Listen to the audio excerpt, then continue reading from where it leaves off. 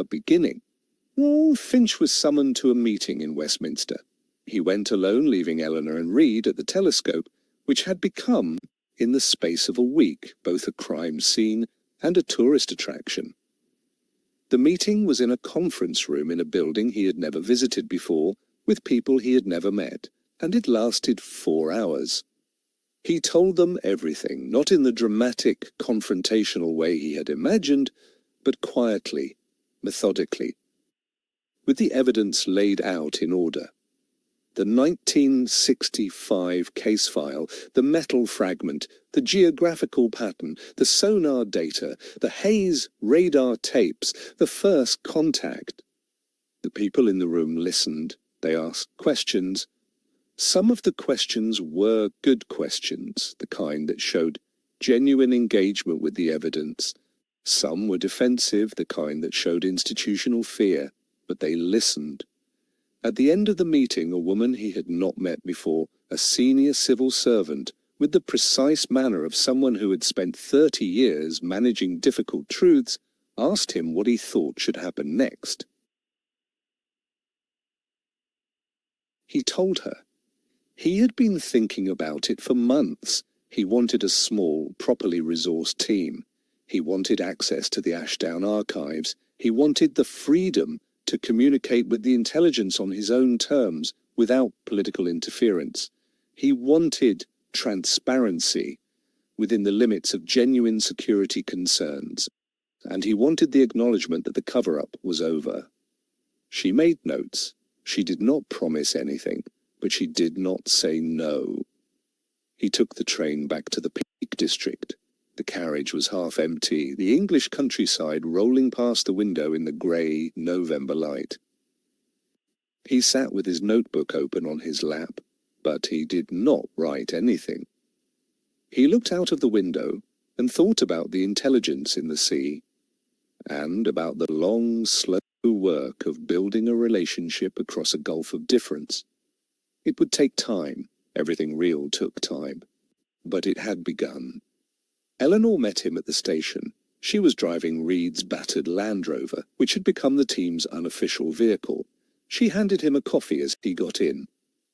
"How did it go?" she asked. "Better than I expected," he said. "Worse than I hoped? About right, in other words?" She smiled. "They want to set up a new body. They mentioned it. Will you lead it?" He looked out of the window at the dark hills. "Yes," he said, "but on my terms."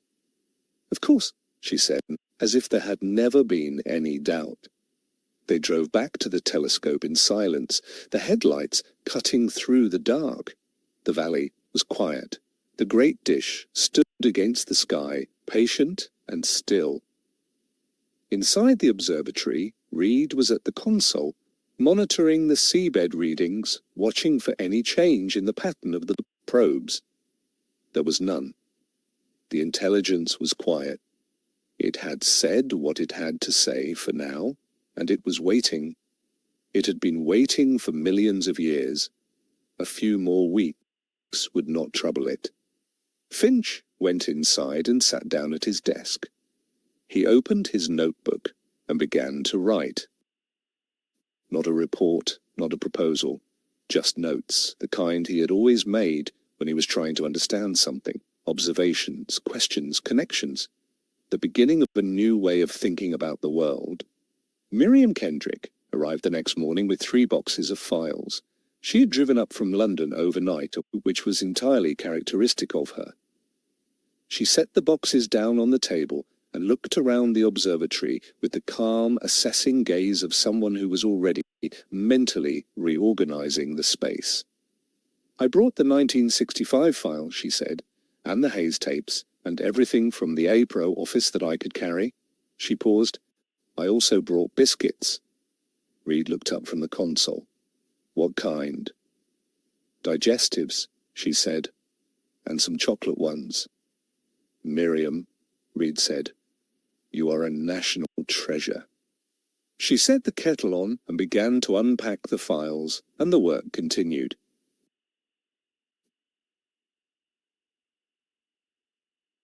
The new body was announced 6 weeks later. It was called the Aerial and Subsurface Phenomena Research Unit, which was a name that told you almost nothing, which was entirely intentional. It had a budget, a small office in London, and a mandate that was deliberately vague. Finch was named as its director. Eleanor and Reed were listed as senior analysts. Miriam was the archivist. The announcement was buried in a government press release about defence procurement, which was also entirely intentional, but the people who needed to know knew, and slowly, carefully, the work began in earnest. There is a field in the Cotswolds, not far from the village where Alistair Finch grew up, where the land dips slightly in the centre, creating a shallow bowl that fills with mist on autumn mornings. The field is bordered by a dry stone wall on 3 sides and a lined wildflower.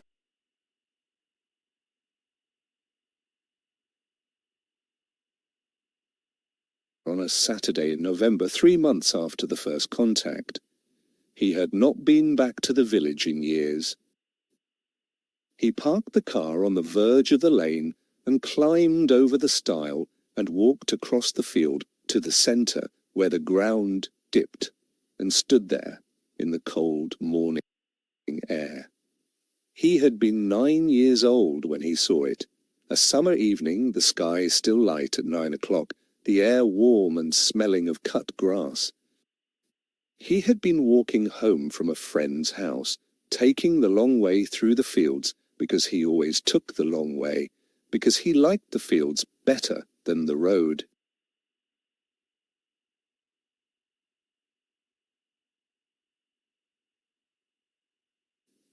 And he had looked up, and there it was. A dark shape, triangular, moving slowly and silently across the sky. No lights, no sound, just a shape against the pale evening sky, moving with a deliberate, unhurried grace that was unlike anything he had ever seen. He had watched it for perhaps 30 seconds, and then it was gone, over the line of trees and out of sight. He had told no one, not his parents, not his friends.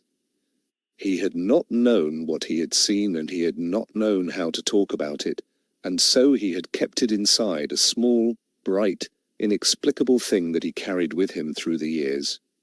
Now he stood in the field where he had stood as a boy, and he looked up at the grey November sky, and he thought about the intelligence in the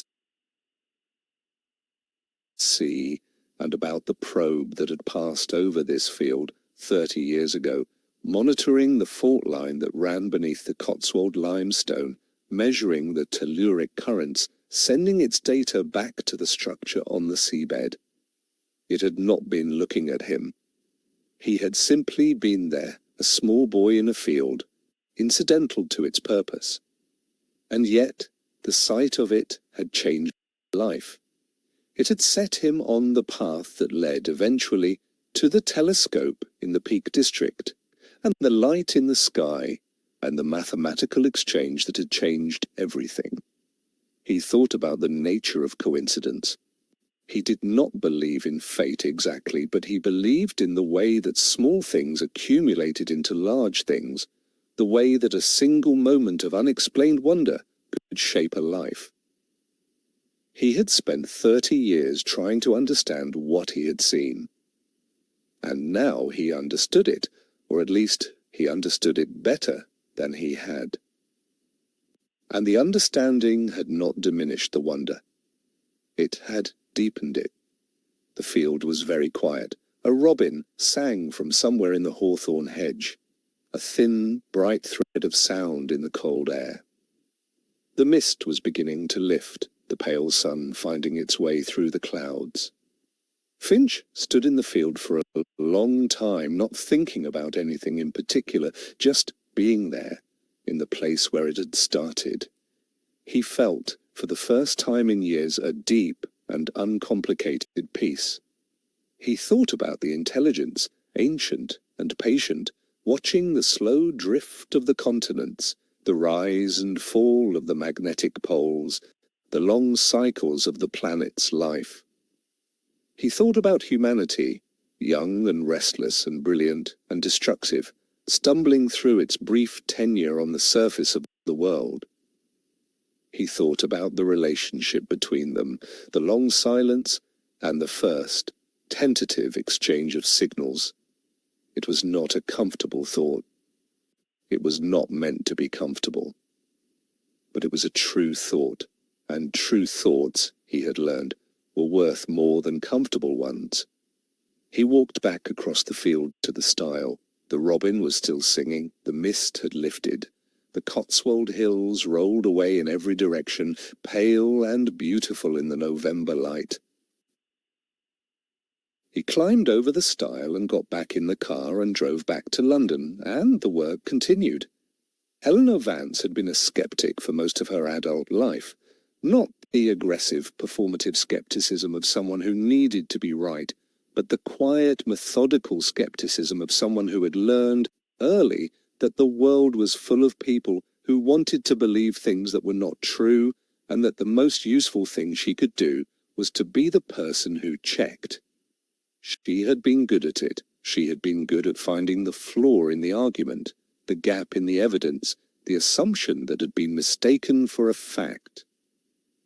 She had been good at it at school and at university and at GCHQ, where the ability to maintain a clear-eyed skepticism in the face of compelling but unverified intelligence was not just a virtue, but a professional necessity.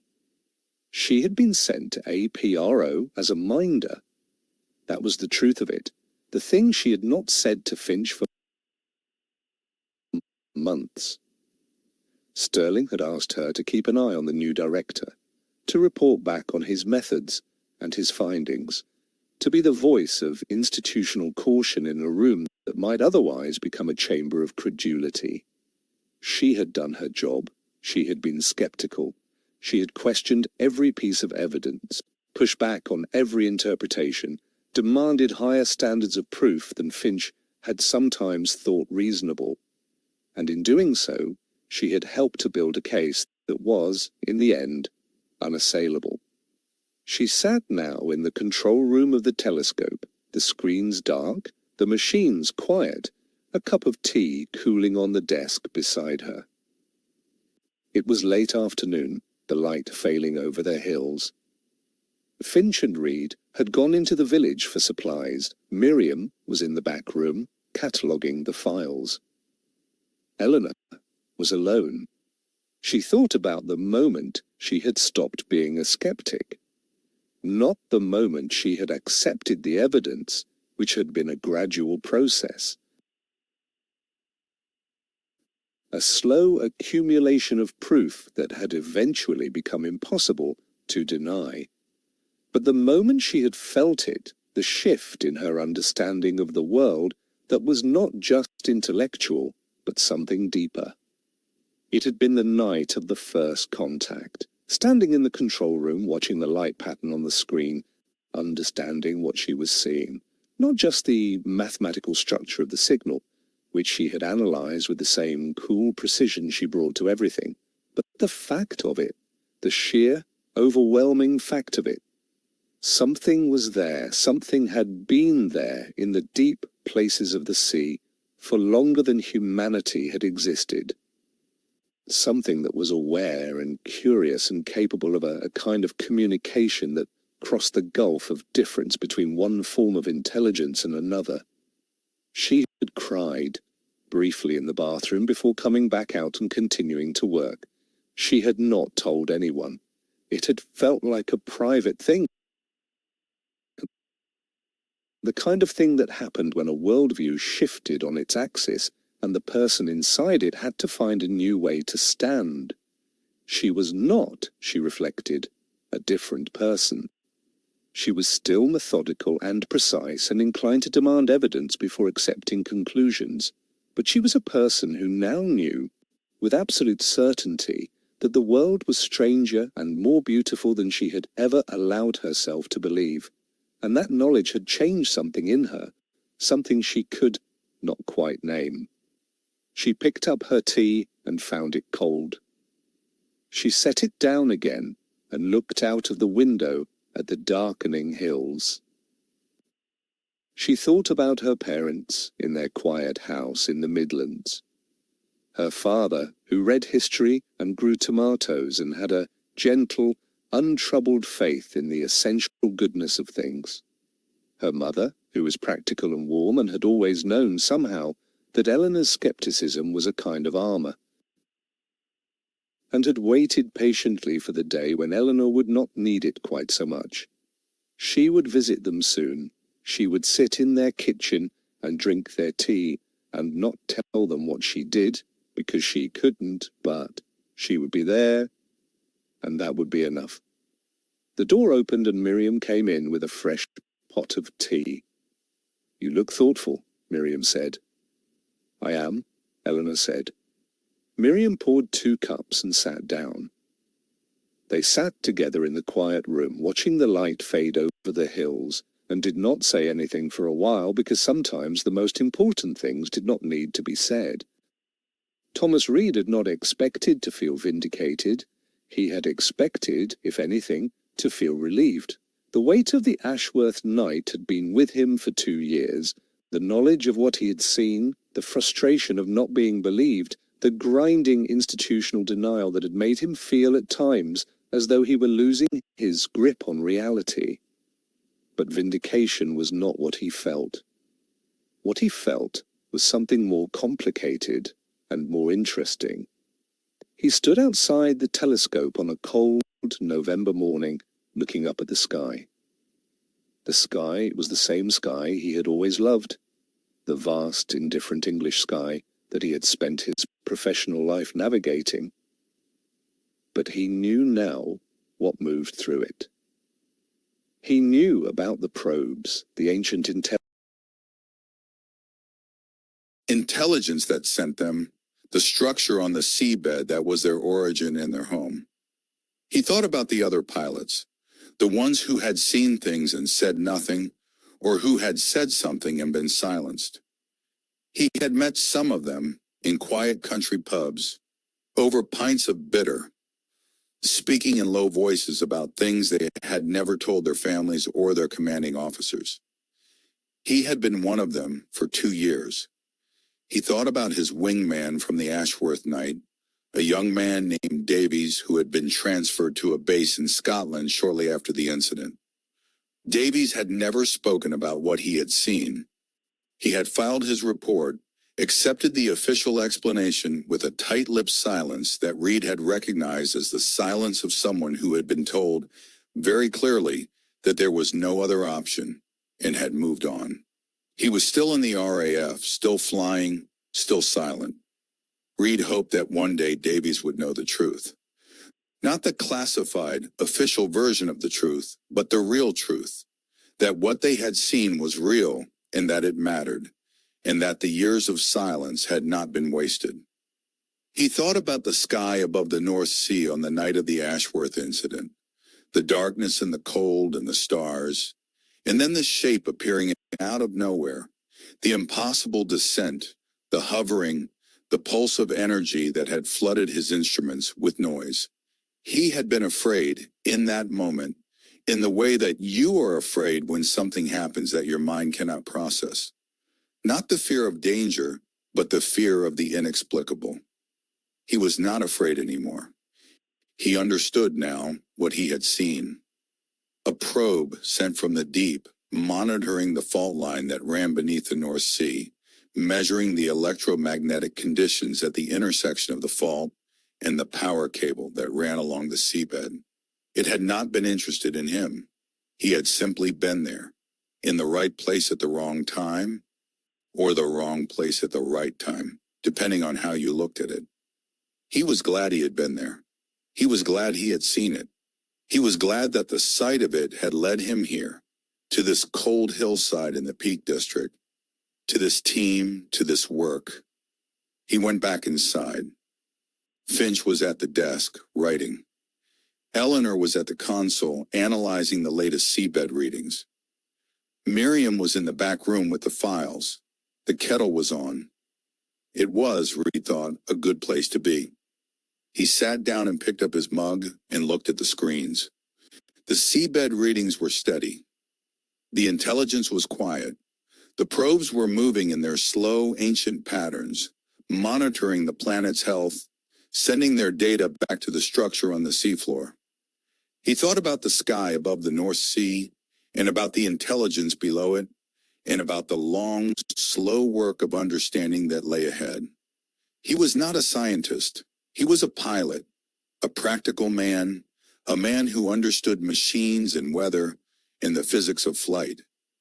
But he was also a man who had seen something that had changed him, and who had spent 2 years trying to understand what he had seen, and who had found, in the end, not just an explanation, but a purpose. He picked up a pen and began to make notes. Not the kind of notes he had been trained to make, the precise technical notes of an RAF incident report. Personal notes, the kind that tried to capture not just what had happened, but what it had meant. It was a beginning. The new office was on the 3rd floor of a building in Whitehall that had no name on the door and no listing in the government directory. It was reached by a staircase that smelled of old carpet and institutional paint, and it consisted of 4 rooms, a main workspace, a secure communications room, an archive room, and a small kitchen. The windows looked out onto a courtyard where pigeons gathered on the ledges, and the light was always gray. It was, in other words, very similar to the old April office, which Finch took as a good sign. They moved in on a Monday in December. Finch carried boxes. Eleanor set up the computers. Reed assembled the furniture with the methodical efficiency of a man who had spent years in service accommodation and knew how to make a space functional in minimum time. Miriam unpacked the files and began to organize them with the quiet, focused intensity that was her natural mode. By noon, the office was operational. By 2 o'clock, there was tea. By 4, there was a whiteboard covered in diagrams and a printer that worked, and a secure line to the seabed monitoring station that Reed had arranged to have installed at the telescope site. The new body had a name, the Aerial and Subsurface Phenomena Research Unit. It had a budget, modest but real. It had a mandate, vague but genuine, and it had, for the first time, the institutional backing of people who understood what they were dealing with and were not primarily afraid of it. Finch sat at his desk and looked around the room. Eleanor was at her computer, already deep in the data. Reed was on the phone, talking to someone at the MOD about access to historical radar records. Miriam was in the archive room, humming softly to herself as she organized the files. He thought about the APRO office, the dusty, forgotten rooms where this had all begun. He thought about the first day, when he had arrived with a briefcase and a sense of deep uncertainty, and found Eleanor waiting for him with a cup of tea and a carefully neutral expression. He thought about the boxes of old files, the decades of dismissed reports, the accumulated weight of things that had been seen and not believed. They had come a long way from there, not in terms of distance or even in terms of knowledge, but in terms of what was possible, in terms of what was allowed. A young analyst arrived at 4:30. Her name was Dr. Priya Sharma, and she had been recommended by a professor at Cambridge who had been quietly briefed on the nature of the work. She was 28 years old, with a doctorate in atmospheric physics, and the kind of precise, questioning intelligence that Finch recognized immediately as the right kind of mind for this work. He showed her around the office. He explained briefly what they were doing and why. He showed her the seabed readings and the historical sighting data and the analysis of the first contact signal. He watched her face as she took it in, the careful, controlled surprise of someone who had been told to expect something extraordinary and was finding that the reality was even more extraordinary than the description. Questions? He asked. She had many. They were good questions. He answered them as honestly as he could, which meant acknowledging frequently that he did not know. That's the nature of the work, he said. We know a great deal more than we did 2 years ago.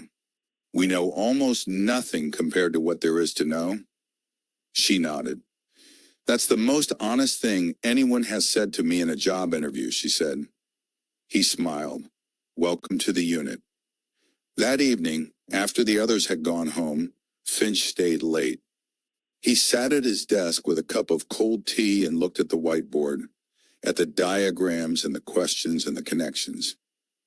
He thought about the intelligence in the sea and about the long, patient work of understanding it. He thought about the years ahead, the slow accumulation of knowledge, the careful building of a relationship across a gulf of difference.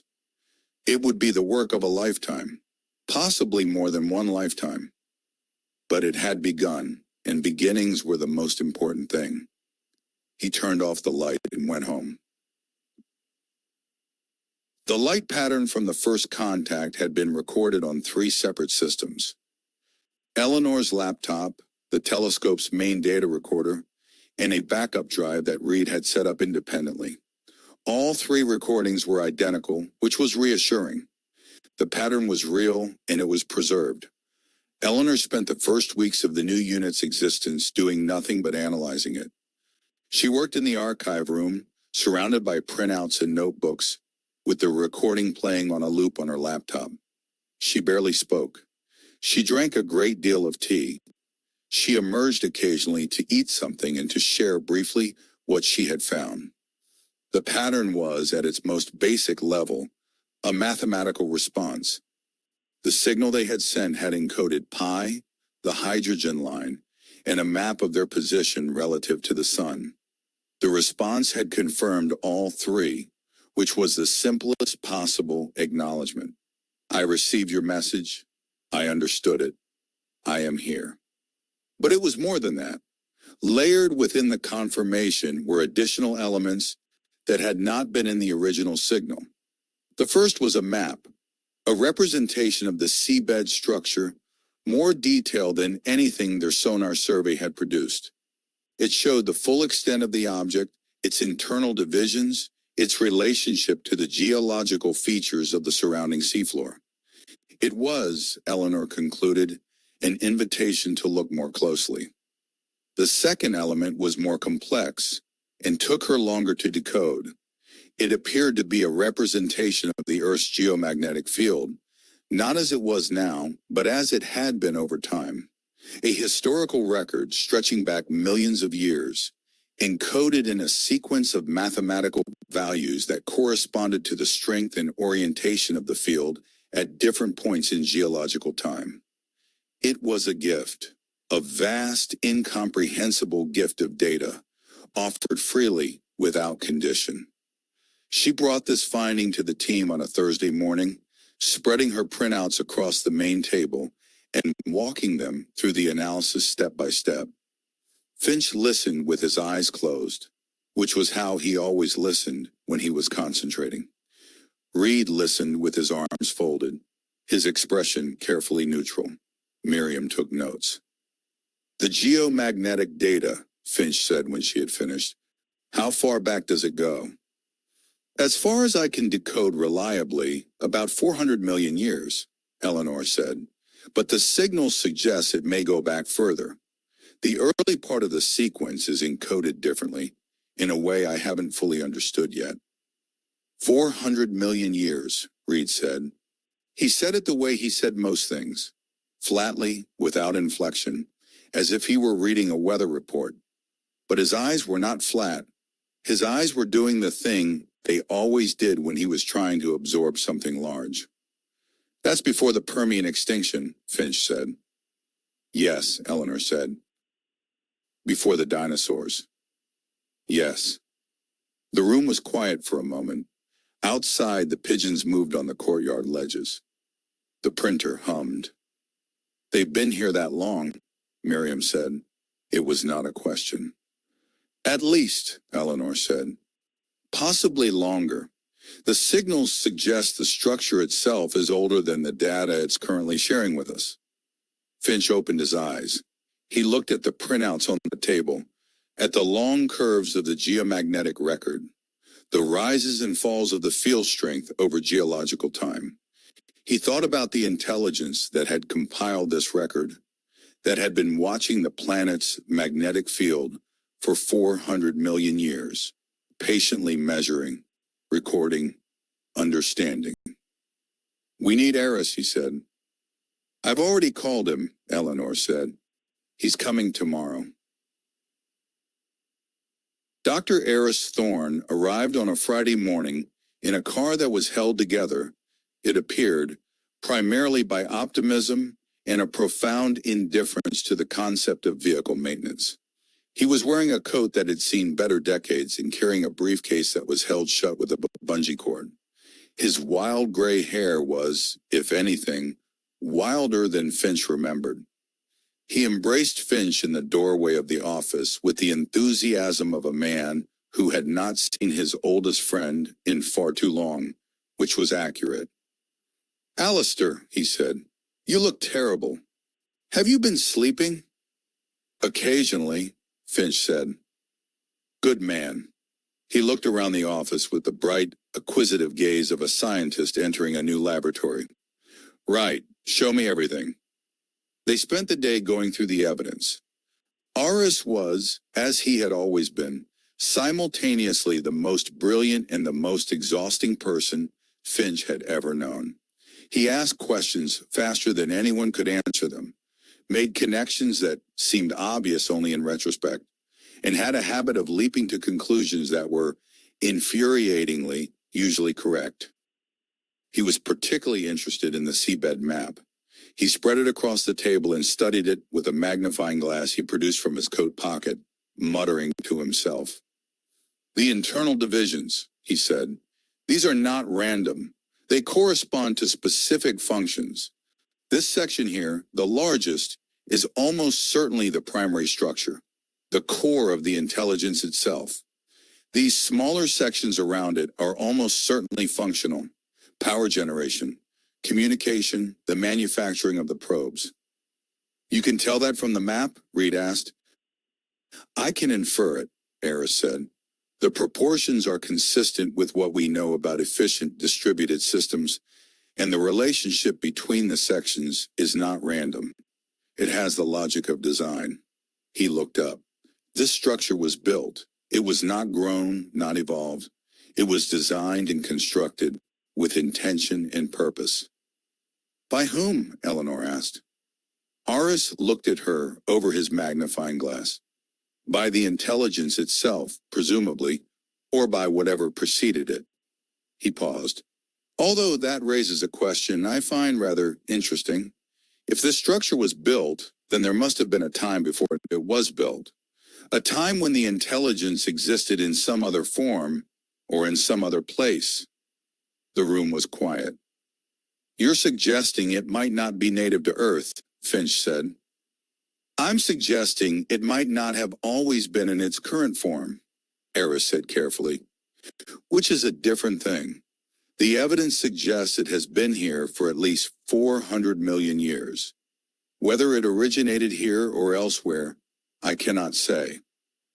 The evidence doesn't tell us that." He set down the magnifying glass. "What the evidence does tell us is that it is here now, and that it has been here for a very long time, and that it has been watching and recording and maintaining this planet's geomagnetic health for all of that time." He picked up his tea, "Which is, I think you'll agree, rather remarkable."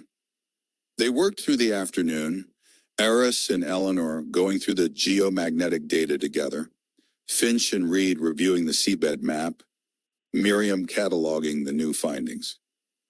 By evening, they had a clearer picture of the structure than they had ever had before. It was not a complete picture. It would never be a complete picture, not for a very long time. But it was a beginning. Eris stayed for dinner, which Eleanor cooked in the small kitchen, and which was better than anyone had expected. They sat around the table and talked, not about the work, but about other things, about the university, about old friends, about the strange and ordinary business of being alive. It was a good evening. After dinner, Eris produced a bottle of whiskey from his briefcase. which explained, perhaps, why the briefcase required a bungee cord to stay shut. To the quiet signal, he said, raising his glass. The quiet signal, they said, and drank. 3 months after the first contact, the solar conditions were right again. Eleanor had been tracking the forecast from the Space Weather Prediction Center for weeks, watching the development of a large active region on the sun's surface with the focused attention of someone waiting for a train. The event was predicted for a Tuesday in February, an X-class flare, the largest in the current solar cycle, with a coronal mass ejection directed broadly toward Earth. The geomagnetic storm would begin approximately 18 hours after the flare, and it would last for 2 days. They drove up to the telescope on the Monday evening. The Peak District in February was cold and beautiful, the hills dusted with snow, the sky a deep, clear blue that promised a hard frost. They set up the equipment, ran the tests, and waited. The second signal was more complex than the first. Finch had spent weeks designing it. Where the first signal had been a simple mathematical greeting, the second was a more detailed introduction, a representation of the Earth's position in the solar system, a map of the geological features they had identified as significant, and a mathematical encoding of the seabed map that the intelligence had sent them, reflected back as an acknowledgement. It was, in essence, a reply to the gift of data, a way of saying, we received your map, we understand it, we are grateful. The flare arrived on schedule. The aurora borealis was visible from the Peak District, which was unusual, great curtains of green and white light moving across the northern sky. They watched it from outside the observatory for a few minutes, the cold air sharp in their lungs, before going back inside to work. They sent the signal at midnight. The telescope hummed and focused its beam on the seabed location. The signal went out, a pulse of mathematics into the dark. The response came in 40 minutes, faster than before. It was more complex, too. Where the first response had been a confirmation and a gift of data, this one was something else. Eleanor spent 3 days decoding it, working with Eris over the phone and by video call, the two of them building a framework of interpretation that grew more detailed with each session. What they found, when the decoding was complete, was a representation of the probes themselves. Not a technical schematic, but something more like a description of their purpose. The probes monitored specific parameters, the strength and orientation of the geomagnetic field, the stress patterns in the tectonic plates, the temperature and salinity of the deep ocean. They sent this data back to the structure on the seabed, where it was processed and stored. But there was more.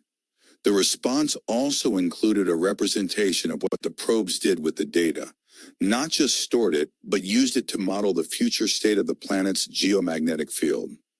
The intelligence was not just monitoring, it was predicting. It's a planetary health monitoring system, Eleanor said, when she presented the findings to the team. But it's also a predictive model. It's been building a model of the planet's geomagnetic behavior for 400 million years, and it uses that model to predict future changes. Why? Reed asked. Because the stability of the geomagnetic field matters to it, Finch said. We established that. The field protects the planet from solar radiation. If the field weakens or shifts, the consequences for life on the surface are significant. And for the intelligence itself, Eleanor added, the structure on the seabed is protected by the ocean and the rock, but it's not immune to the effects of a major geomagnetic event. It has a stake in the planet's stability. So it's not just watching, Miriam said. It's invested. Yes, Finch said. It's invested. The implications of that word settled over the room like a slow tide. Sir Malcolm Sterling retired in March, on a gray Tuesday morning that seemed appropriate for the occasion. The announcement was brief and bureaucratic, buried in a list of other government appointments and departures. There was no press conference, no valedictory speech, no acknowledgement of the 60 years he had spent managing the most significant secret in British history. Finch heard about it from Eleanor, who had seen it in the government gazette. He sat with the information for a day before calling Sterling's personal number, which he had been given at the end of their long conversation in the telescope observatory. Sterling answered on the second ring. "I heard," Finch said. "Yes," Sterling said. There was a pause. "I thought it was time." They arranged to meet in St. James's Park, which was neutral ground, the kind of place where two men could walk and talk without attracting attention. It was a cold morning, the park empty except for a few dog walkers and a man feeding the ducks. The trees were bare, their branches making intricate patterns against the white sky. They walked along the path by the lake. Sterling was wearing a dark overcoat and a hat, and he looked, Finch thought, like a man who had been carrying something very heavy for a very long time and had recently put it down. Not lighter exactly, but different, changed by the absence of the weight. "How are you?" Finch asked. "Old," Sterling said. "Tired." He paused. "Relieved, I think, although I'm not sure I have the right to be relieved." "Why not?" Sterling looked at the lake. A pair of pelicans were standing on a small island, motionless in the cold. "Because of the cost," he said. "The people who were dismissed, discredited, silenced. The pilots, the scientists, the civilians who saw something real and were told they were wrong. That's on me. That's 60 years of that." Finch did not disagree. He did not offer comfort. He walked beside the old man and let the silence hold what needed to be held. "I was 23, Sterling said. "I've told you this, but I want you to understand what it was like. Not the fear, which you know about, but the certainty. I was absolutely certain in that moment that if the public knew, the world would end. Not literally, but the world as I understood it, the world of institutions and order, in the careful management of human affairs, would end. I was certain of it." "And now?" Finch asked. Sterling was quiet for a moment. "Now I think I was wrong about what the world is made of," he said. "I thought it was made of institutions and order. I think it's made of people, and people are more resilient than I gave them credit for." They walked on. The pelicans did not move. "The work is going well," Finch said. "The second contact was successful. We're building a picture of the intelligence, its purpose, its history. It's slow work, but it's real." Sterling nodded. "Good," he said. He said it simply, without qualification. "Good." They parted at the gate of the park. Sterling shook Finch's hand, a formal gesture that was also somehow genuine. Then he walked away down the path toward Whitehall, his dark coat disappearing into the gray morning. Finch stood at the gate for a moment, watching him go. He thought about the 60 years of fear, the decades of suppression, the cost of it. He thought about the intelligence in the sea, patient and ancient, waiting for humanity to be ready. He thought about the boy he had been, standing in a field in the Cotswolds, watching a shape move across the evening sky. He turned and walked back toward the office. There was work to do. Arthur Hayes lived in a village in Norfolk, in a house that had been in his family for 3 generations. It was a modest house, red brick, with a garden that was tidy in the way that old men's gardens are tidy. Not decorative, but purposeful. Every plant in its place, every path clear. The village was quiet, the kind of quiet that only exists in places that have been quiet for a very long time. Finch drove up on a Saturday in April, when the Norfolk countryside was at its best. The fields a brilliant green, the sky enormous and pale, the light soft and clear. He arrived at noon and found Hayes in the garden, pruning a rose bush with the careful attention of a man who understood that some things required patience. Hayes looked up when Finch came through that gate, and his face broke into a smile of such uncomplicated warmth that Finch felt something loosen in his chest. "Dr. Finch," Hayes said, "I've been expecting you." They sat in the garden because the day was warm enough, and Hayes' wife brought tea and biscuits, and then, with the tact of someone who understood that some conversations were private, went back inside. The garden was very quiet. A blackbird sang from somewhere in the hedge. "I wanted to thank you," Finch said, "for the tape, for coming forward, for everything." Hayes shook his head. "I should have come forward years ago," he said. "I kept that tape for 50 years. Every time I thought about destroying it, something stopped me. I think I always knew that one day someone would need it." "Someone did," Finch said. Hayes looked at his roses. He was a small man, slight, with the careful movements of someone who had learned to be precise. His hands, Finch noticed, were very steady. "I've been following the news," Hayes said. "The photographs from the Peak District, the government statement, the new unit." He looked at Finch. "It's real, isn't it? It's actually happening." "It's actually happening," Finch said. Hayes nodded slowly. He looked, Finch thought, like a man who had been waiting for a very long time for something to be confirmed and who had just received the confirmation. Not triumphant, not vindicated, just settled, at rest. "I was 20 years old in 1965, Hayes said. "I was the youngest person in the radar room that night. I saw it on the screen, the main object coming in from the sea, and then the smaller ones fanning out. I knew what I was seeing. I knew it wasn't a weather balloon or a flock of birds or a malfunction. I knew." He paused. "And then the men in suits came, and they took the tapes, and they told us what we had seen, and what we had seen was nothing." "I know," Finch said. "I kept the copy because I couldn't not," Hayes said. "It was the only honest thing I had, the only proof that I hadn't imagined it." He looked at Finch. "Does it help? The tape? Did it make a difference?" "It made a significant difference," Finch said. "It was one of the key pieces of evidence. Without it, we might not have found the geographical pattern." Hayes nodded.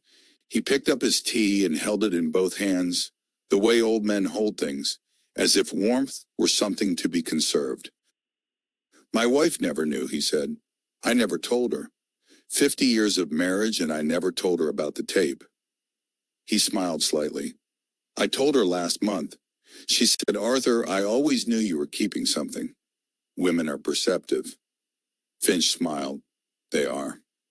They sat in the garden for another hour, talking about the 1965 night, about the village, about Hayes's grandchildren, about the Norfolk countryside in spring.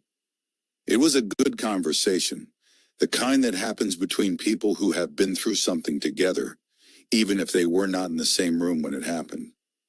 When Finch left, Hayes walked him to the gate. He shook Finch's hand and held it for a moment. "Thank you," Hayes said, "for believing." Finch drove back to London through the long Norfolk afternoon, the fields golden in the late light, the sky enormous overhead. He thought about Hayes and about the 50 years of silence, and about the weight of a secret carried alone. He thought about the intelligence in the sea, and about the long patience required to wait for the right moment. Some things, he thought, were worth waiting for. Eris Thorne called on a Wednesday morning in May, which was unusual. Eris was not a morning person. His calls typically came in the late afternoon, when he had worked through his initial ideas and was ready to talk about them. "Alistair," he said without preamble, "I've found something." "Tell me," Finch said. "The fragment, the piece from the 1965 evidence bag. I've been running more tests. The isotopic composition is still impossible. We established that. But I've been looking at the structure of the metal itself, the crystalline structure, and I found something I didn't expect." which is? It's a resonator, Eris said. The crystalline structure is arranged in a way that would allow it to resonate at specific frequencies. Very specific frequencies. Frequencies that correspond to the natural resonant frequencies of the Earth's geomagnetic field. Finch was quiet for a moment. You're saying it's a communication component. I'm saying it's consistent with being a communication component, Eris said, with the precision of a man who had spent 40 years being careful about what he claimed. The structure would allow it to receive and transmit signals at frequencies that travel efficiently through rock and water. If you wanted to communicate with something on the seabed from the surface or from the air, this is the kind of material you would use. So the probe that left this fragment in 1965 was communicating, or capable of communicating. We don't know if it was actively transmitting at the time of the incident, but the capability was there. Eris paused. There's something else. The frequencies it would resonate at are not just geomagnetic frequencies. They include the frequency range used by the human nervous system. The silence on the line was very long. Eris, Finch said carefully, are you saying what I think you're saying? I'm saying that the material is capable of resonating at frequencies that the human brain can detect, Eris said. Whether it was designed to do so or whether it's a coincidence, I cannot say, but the capability is there. Finch sat with this for a long moment. He thought about the witnesses who had described unusual sensations during close encounters. The feeling of being watched, the sense of a presence, the inexplicable calm or fear. He thought about his own experience as a boy, standing in the field, watching the shape move across the sky. He had felt something in that moment. He had always attributed it to the strangeness of the sight, but perhaps it had been something else. I need to come and see you, he said. I thought you might, Eris said. I've made a pot of coffee. It's terrible, as always. Finch drove to the university that afternoon. Aris's laboratory was in the basement of the Materials Science Building, a long room full of equipment that Finch could not have named and did not need to. The fragment sat in the center of the main bench, in a small glass case, under a light that made it gleam with the same dark, iridescent quality it had always had. Aris showed him the data. The crystalline structure was extraordinary, a lattice of impossible precision, arranged in patterns that Aris could describe mathematically, but not replicate. The resonant frequencies were clear and unmistakable. It's a receiver, Finch said. Among other things, Eris agreed, it may also be a transmitter. The structure is bidirectional. They stood looking at the fragment for a long time. It was a small thing, no bigger than a thumbnail, dark and quiet in its glass case. But it was, Finch thought, one of the most significant objects in the world. What do we do with this? Eris asked. We add it to the picture, Finch said. We keep building. The world was changing. Not dramatically, not all at once, but in the way that real changes happen. Slowly, unevenly, with resistance and confusion, and occasional moments of clarity. The photographs from the Peak District had been seen by millions of people. The government statement had been careful and limited, but it had been an acknowledgement, the first official acknowledgement in British history that unexplained aerial phenomena were real and were being investigated. It was not much, but it was not nothing. In the weeks after the statement, Finch noticed things. Small things, the kind that you only notice if you are paying attention. A scientist at a major research university published a paper proposing a new framework for thinking about non-human intelligence. The paper was careful and qualified and hedged with appropriate uncertainty, but it was there in a peer-reviewed journal, and it was being read. A priest in a small church in Yorkshire gave a sermon about the possibility of other forms of consciousness. and the theological implications of intelligence that was not human. The sermon was recorded and shared online, and it was thoughtful and gentle and reached more people than he had expected. A child in a primary school in Devon drew a picture of the sea with something large and dark beneath the surface. And when the teacher asked what it was, the child said, "The thing that watches." The teacher, who had seen the photographs and read the news, did not correct her. These were small things. They did not add up to a revolution. But they were the beginning of something. The first signs of a cultural shift that would take years or decades to complete. The world was beginning to think differently about itself, about its place in the larger scheme of things, about the question of what else might be here. Finch watched these things from his office in Whitehall, reading the news and the academic papers and the social media posts, building a picture of the public response. It was his job now to understand not just the intelligence in the sea, but the human response to the knowledge of it. The two were inseparable. Eleanor was doing the same thing, with more rigor and more data. She had built a monitoring system that tracked mentions of the phenomena across news sources, academic databases, and social media, and she produced weekly reports that Finch read with the same careful attention he gave to the seabed readings.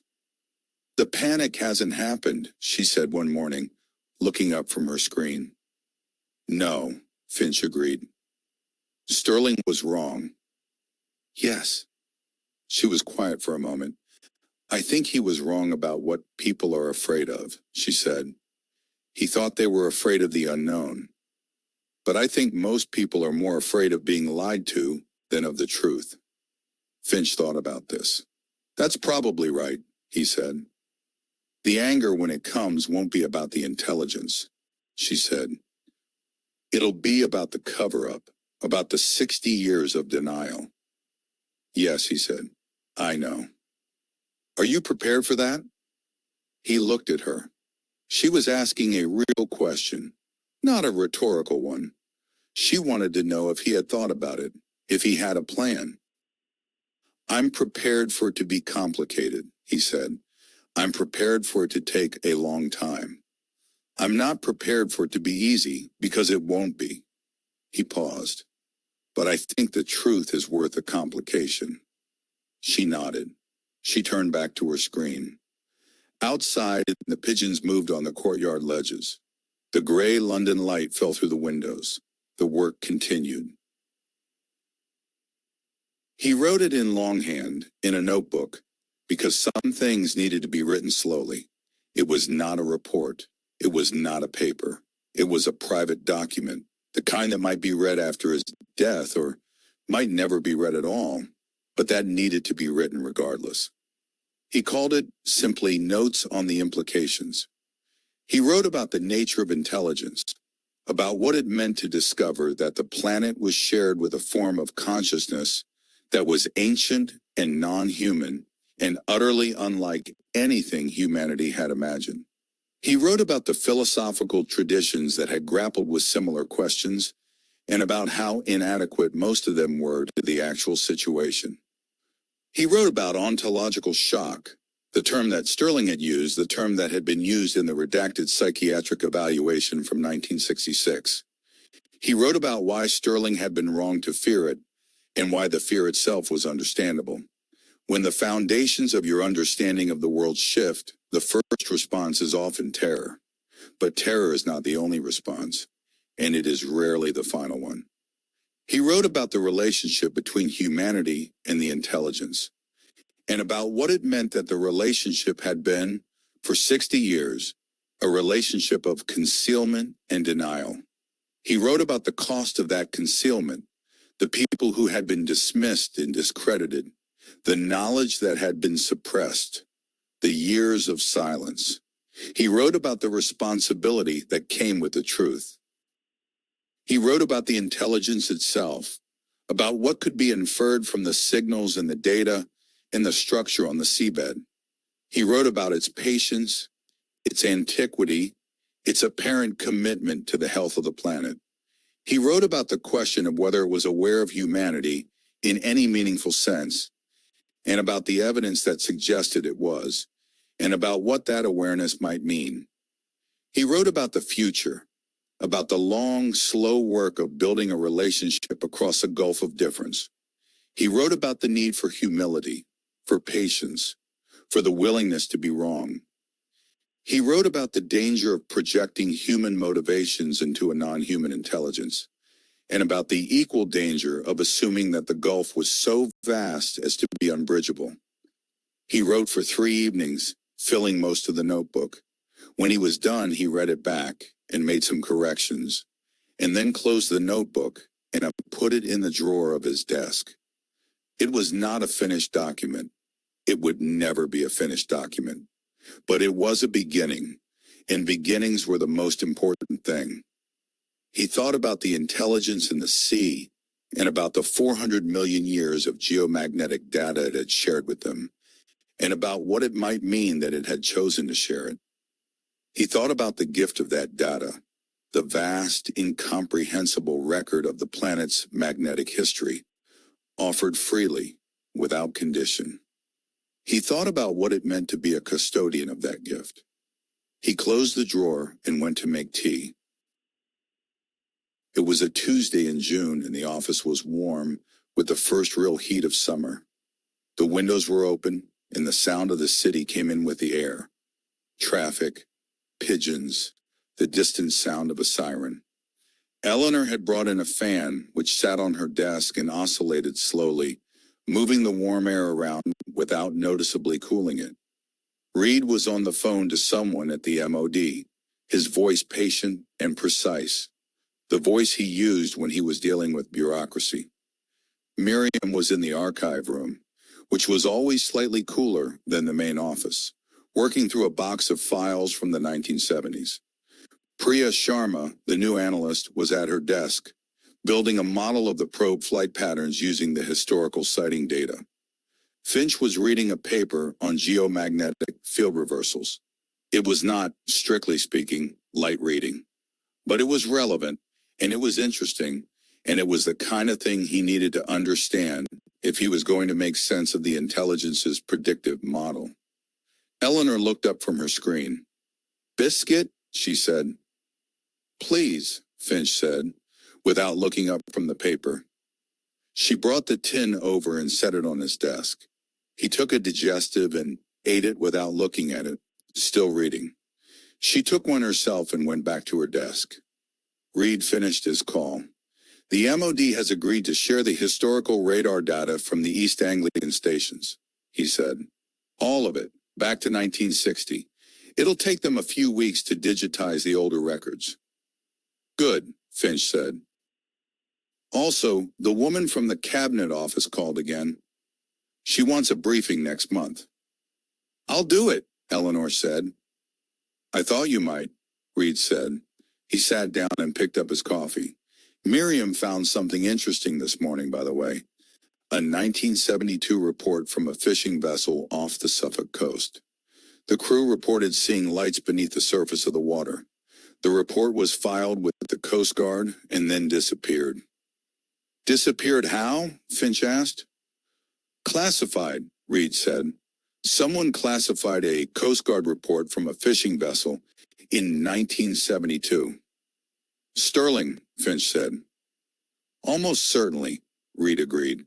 "Miriam is cross-referencing the location with the seabed map. She thinks it might be one of the secondary structures." Finch put down the paper. "Secondary structures?" "The seabed map shows the main structure and what appear to be smaller outbuildings," Reed said. "Miriam's been working on identifying them.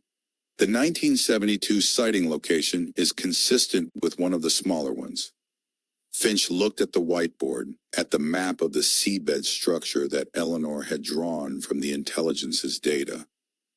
He had been thinking of the structure as a single object, but if there were secondary structures, the picture was more complex. "We need to update the map," he said. "Miriam's already on it," Reed said. Finch nodded. He picked up his paper again, then put it down again. He looked around the room, at Eleanor at her screen, at Reed with his coffee, At Priya building her model, at the sound of Miriam moving files in the back room. The fan oscillated. The city hummed outside. It was a good place to be. Right, he said. Let's look at the secondary structures. A year after the first contact, the team prepared the third signal. It was by far the most ambitious thing they had attempted. The first signal had been a greeting, simple mathematics, a declaration of presence. The second had been a reply to the intelligence's gift of data, an acknowledgement and a reflection. The third was something different. It was an introduction to humanity. Finch had been working on it for months. He had consulted with linguists, mathematicians, musicologists, and philosophers. He had read widely and thought deeply and revised the design many times. The result was a signal that encoded in mathematical form three things: music, mathematics, and a map of human civilization. The music was a Bach fugue, the well-tempered clavier, Book 1, Prelude in C major. He had chosen it because it was mathematically precise, because it was beautiful, and because it was, in its structure, a kind of conversation, a theme stated and developed and resolved.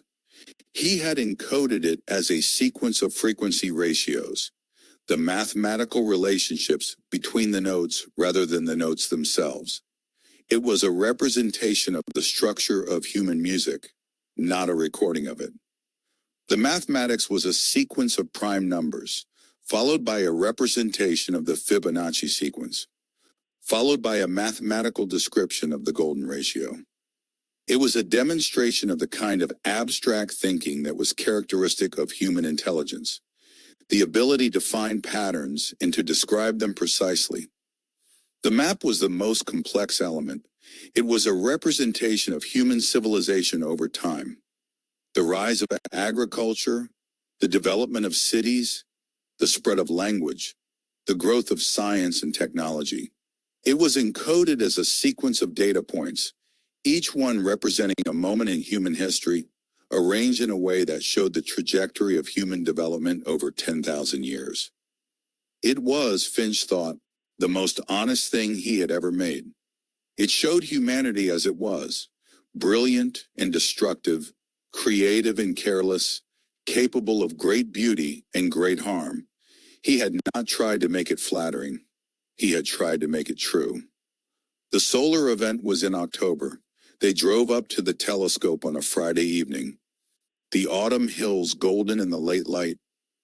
The observatory was quiet, the equipment ready, the dish pointed at the sky. They sent the signal at midnight. The telescope hummed. The beam went out into the dark. The response came in 35 minutes. It was longer than anything they had received before. Eleanor spent a week decoding it, working with Aris and Priya, building a framework of interpretation that grew more complex with each session. What they found was extraordinary. The response included a representation of the intelligence's own history, stretching back millions of years. It was fragmentary, encoded in a way that was not fully transparent. But the broad outlines were clear, a picture of an intelligence that had been present on Earth since before the first complex life forms that had watched the rise and fall of countless species, that had maintained its vigil through ice ages and mass extinctions and the slow drift of the continents. It was a gift in return for a gift, an introduction in return for an introduction. They sat with the data for a long time, the four of them in the quiet control room, the screens glowing in the dark. "It's been here since before the dinosaurs," Priya said at last. "Yes," Finch said, "and it's still here." "Yes." She was quiet for a moment. "That's the most extraordinary thing I've ever heard," she said. "Yes," Finch said, "it is." The history of the intelligence, as they came to understand it, was not a narrative in any human sense. It was not a story with a beginning, a middle, and an end. It was more like a geological record, a sequence of events and conditions, recorded with precision but without the interpretive framework that human storytelling requires. What they could infer from the fragments of the response and from the geomagnetic data that had been shared in the second contact was a picture of extraordinary depth and patience. The intelligence had been present on Earth for at least 400 million years. During that time, it had witnessed the Permian extinction, the largest mass extinction in the planet's history, which had killed more than 90% of all species. It had witnessed the rise and fall of the dinosaurs. It had witnessed the slow development of mammals and then primates, and then, in the last geological instant, the emergence of humanity. It had not intervened in any of these events. It had not tried to prevent the extinctions, or to accelerate the development of intelligence, or to guide the course of evolution. It had watched and recorded and continued its work of monitoring the planet's geomagnetic health. This was, Finch thought, the most important thing to understand about it. It was not a guardian in the sense of a protector. It was not a teacher or a guide or a god. It was something more like a steward, a presence that maintained the conditions necessary for life, not out of benevolence toward any particular species, but out of a commitment to the health of the planet itself. The probes were the instruments of this stewardship. They monitored the geomagnetic field, the tectonic stress patterns, the deep ocean temperatures. They sent their data back to the structure on the seabed, where it was processed and added to the 400 million year record. And from that record, the intelligence built its models of the future, its predictions of how the field would behave, where the stresses would concentrate, what the risks were. It was, in its way, the most sophisticated scientific enterprise that had ever existed on Earth. And it had been running continuously for longer than humanity had been a species. Finch wrote about this in his notebook, trying to find language adequate to the scale of it. He could not. Human language was built for human scales of time and space, and the intelligence operated on scales that were simply beyond the reach of ordinary language. He wrote about it anyway, knowing that the words were inadequate, because the attempt to articulate the inadequacy was itself a form of understanding. He thought about the question of purpose. Why had the intelligence maintained this vigil for 400 million years? What was the point of monitoring a planet's geomagnetic health if you were not going to intervene in its history? He did not have an answer. He was not sure there was an answer, in the human sense of an answer. But he thought about it often, in the quiet moments between the work, and the thinking itself felt like a form of respect. The question of purpose was one they returned to often, in the evenings, when the work was done and the office was quiet, and they sat with tea and talked about the things that the data could not tell them. "It's a gardener," Reed said one evening, in his characteristically direct way. "It tends the planet the way a gardener tends a garden. Not because it loves the plants, but because the garden is its home." "That's too anthropomorphic," Eleanor said. "We don't know that it has anything analogous to a home, or to love, or to a sense of ownership." "We know it's been here for 400 million years, Reed said. "That's not a visit. That's a residence." "A residence doesn't imply ownership," Eleanor said. "It implies investment," Reed said. Finch listened to this exchange with the quiet pleasure he always took in watching his colleagues think. They were very different people, and their differences were productive. Eleanor's precision kept them honest. Reed's directness kept them grounded. Miriam's patience kept them from rushing. "I think the question of purpose is the wrong question," Finch said, when there was a pause. "Or rather, it's a question that assumes the intelligence has a purpose in the way that we have purposes. A goal, a motivation, an intention. Doesn't it?" Priya asked. "It may have something analogous to purpose," Finch said. "But it may be so different from human purpose that the word doesn't really apply. The monitoring of the geomagnetic field, the maintenance of the probes, the building of the predictive model. These may not be things it chooses to do in the way that we choose to do things. They may simply be what it is. The room was quiet for a moment. That's a strange thought, Miriam said. Yes, Finch agreed. It is. But it's consistent with the evidence, Eleanor said. The signals don't suggest intention exactly. They suggest function. The intelligence communicates with us, but it doesn't explain itself. It doesn't justify its actions or describe its goals. It just responds. Like a very sophisticated natural system, Priya said. Or like a very sophisticated intelligence that has no need to explain itself, Reed said. They sat with this for a while. The fan oscillated. The city hummed outside. I think, Finch said at last, that the most important thing we can do is to stop trying to understand it in human terms, and to start trying to understand it on its own terms, which means accepting that we may never fully understand it, and that that's all right. Eleanor looked at him. That's a very different position from where you started, she said. Yes, he said. It is. He thought about the boy in the Cotswolds field, watching the shape move across the sky and trying to understand what it was.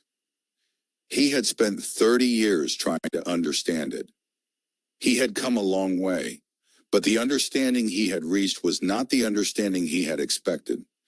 It was not a complete explanation. It was a deeper appreciation of the mystery. That, he thought, was probably the best that could be hoped for.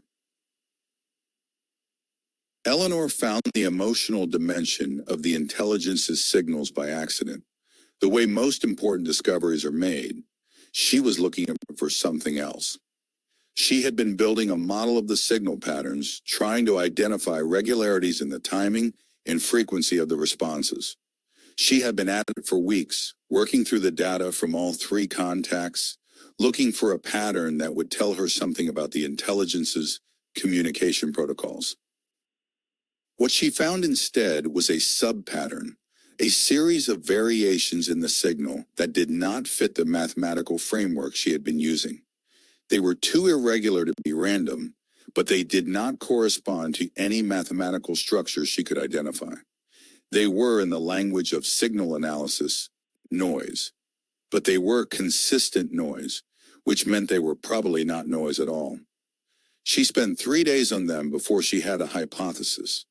The variations corresponded, in their frequency and amplitude, to the range of human emotional states as measured by electroencephalography. The patterns were not identical to human brainwave patterns, but they were analogous. They occupied the same frequency ranges, they varied in the same ways, they had the same relationship to the underlying signal. It was, she thought, the most extraordinary thing she had ever found. The intelligence was not just communicating mathematically. It was communicating emotionally. She brought it to Finch on a Thursday morning, her voice carefully controlled, the way it always was when she was excited about something and did not want to show it too obviously. He listened. He asked questions. He looked at the data. He was quiet for a long time. You're saying it's aware of us emotionally, he said at last. I'm saying the signal contains elements that are consistent with emotional communication, she said. Whether it's aware of us in any meaningful sense, I can't say, but the signal is not purely mathematical. There's something else in it. Something analogous to feeling, he said. Yes. He looked at the data again. The sub-patterns were subtle, easy to miss if you were not looking for them. But once you saw them, they were unmistakable. It's curious about us, he said. That's my interpretation, she said. The emotional sub-patterns in the responses to our signals are different from the sub-patterns in the spontaneous signals. The responses are more complex, more varied, as if the contact itself is generating something. Interest, he said. Or something analogous to interest, she said. He sat with this for a long time. He thought about the intelligence in the sea, ancient and patient, watching the planet for 400 million years. He thought about the moment of first contact, the light in the sky, the mathematical exchange. He thought about what it might mean for something that had been watching alone for so long to suddenly find itself in conversation. "We should tell Eris," he said. "I already have," she said. "He's very excited. He says it's consistent with the resonant properties of the fragment." "Of course it is," Finch said. He looked at her. "Eleanor, this is remarkable." She looked at her screen. "I know," she said quietly. The fourth signal was different from the others. It was not mathematical, or not primarily mathematical. It was an attempt to communicate something that mathematics could not fully encode, the emotional life of humanity.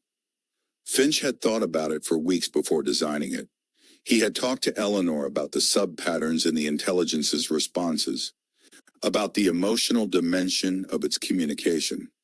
He had talked to Eris about the resonant properties of the fragment, about the frequencies that corresponded to human brainwave patterns. He had thought about what it would mean to say, to something that had been watching the planet for 400 million years, "This is what it is like to be us." The signal encoded 4 states. He had chosen them carefully, trying to find the most fundamental human experiences, the ones that were universal across cultures and times. Joy, the mathematical representation of the patterns associated with human happiness, with the experience of beauty, with the feeling of connection. Grief, the patterns associated with loss, with the awareness of mortality, with the weight of time. Love, the patterns associated with attachment, with care, with the desire for the well-being of another. Fear, the patterns associated with danger, with uncertainty, with the awareness of one's own fragility. It was, he knew, a radical simplification. Human emotional life was infinitely more complex than 4 states, but it was a beginning. It was a way of saying we are not just mathematical, we feel. They sent it on a night in November during the second solar event of the year. The telescope hummed. The beam went out. They waited. The response came in 22 minutes, the fastest yet. It was a single pulse, not a complex mathematical sequence, not a data set, not a map. A single pulse sustained for exactly 60 seconds at a frequency that Eleanor identified immediately. It was the frequency of a human heartbeat. They sat in the control room in silence, listening to the monitors. The pulse was steady and clear, 60 beats per minute, the rhythm of a resting human heart. When it ended, no one spoke for a long time. Reed was the first to break the silence. "Well," he said. "Well," Finch agreed. Eleanor was looking at her screen, her face very still. Priya had her hands over her mouth. Miriam was sitting very straight, her eyes bright. "It hurt us," Priya said at last. "Yes," Finch said. And it answered. "Yes." The silence settled back over the room. Outside, the November wind moved across the hills. The great dish of the telescope pointed at the sky, patient and still. In the deep places of the North Sea, the structure on the seabed pulsed with its ancient rhythms. And somewhere in the space between the signal and the response, something had happened that was very difficult to name. Not contact exactly. They had had contact before, something more than contact. Something that felt, if you allowed yourself to use the word, like recognition.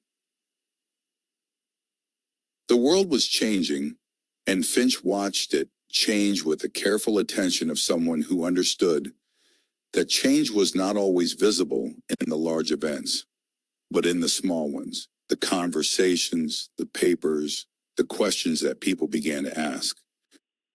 A philosopher at Oxford published an essay in a major journal arguing that the discovery of a non-human terrestrial intelligence required a fundamental revision of the concept of consciousness.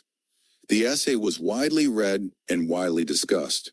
It was not the first essay of its kind, but it was the most rigorous, and it set off a debate that would continue for years.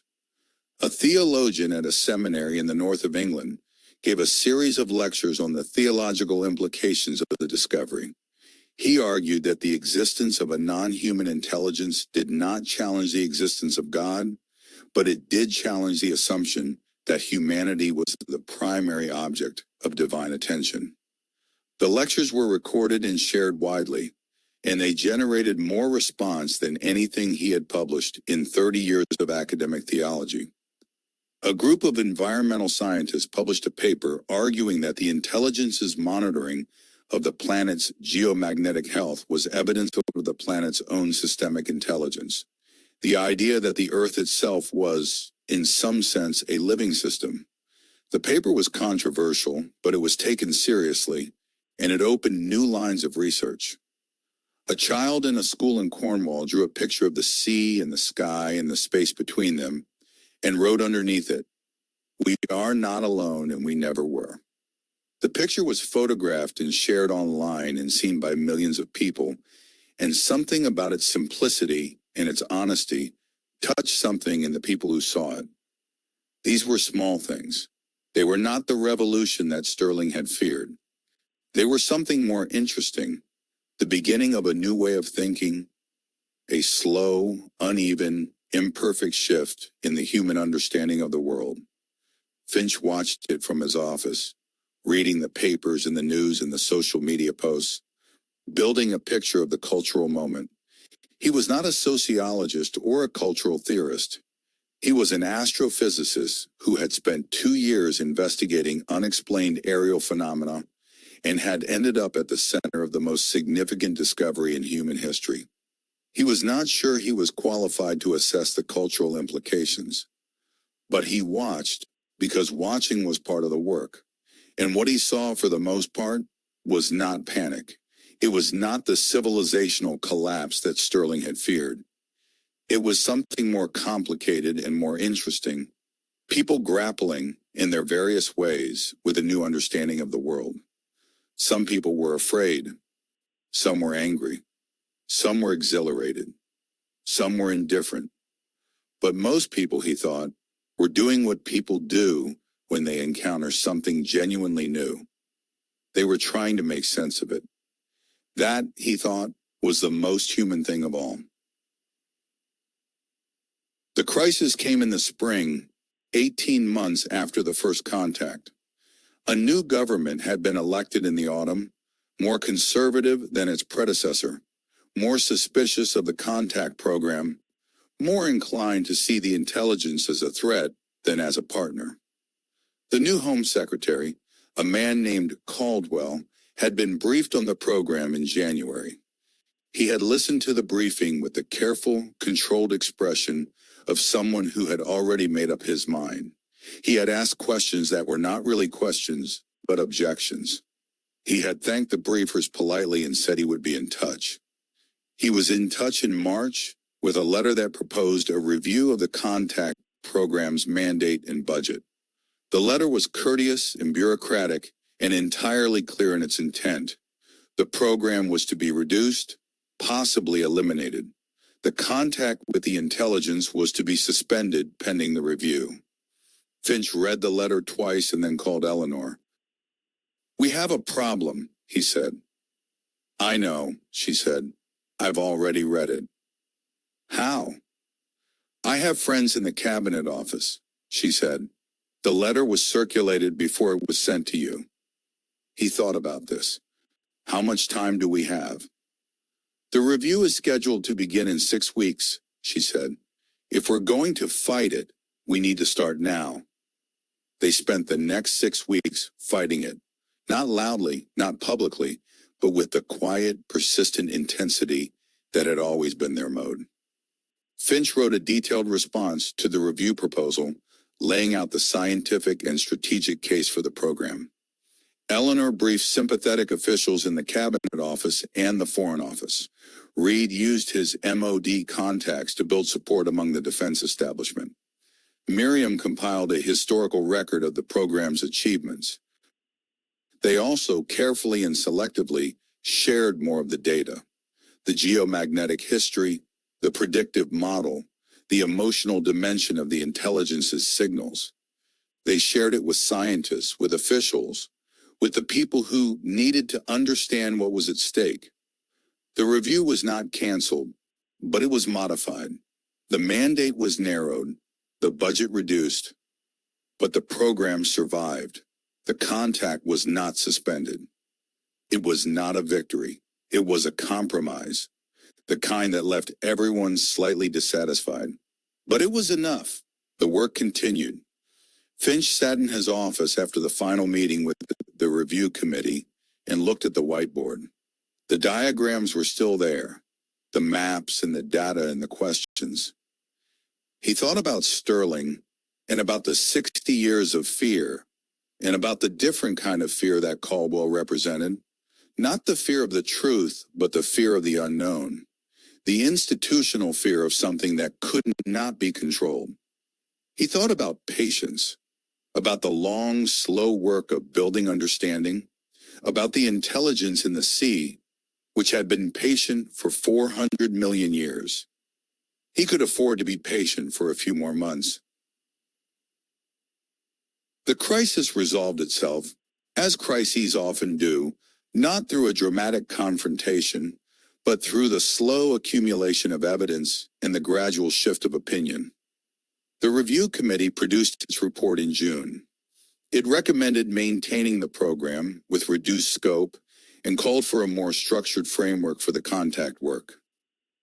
Finch accepted the recommendation. He did not like all of it. The reduced scope meant fewer resources, slower progress, more constraints on the work. But the alternative was no program at all, and no program at all was worse than a constrained one. He thought about Sterling and about the compromise that Sterling had made with himself. The decision to suppress the truth rather than reveal it. The calculation that the cost of revelation was too high. He understood now something of what had driven that calculation. Not the fear itself, which he had never shared, but the weight of responsibility. The sense that the decisions you made had consequences for people who had no say in them. He was not Sterling. He would not make Sterling's choices, but he understood them better than he had. The new framework was more bureaucratic, more formal, more subject to oversight. He spent a month negotiating the details, working with the Cabinet Office and the MOD and the Foreign Office to establish protocols that were acceptable to all parties. It was slow, painstaking work, the kind that he had always found difficult. He was a scientist, not a bureaucrat.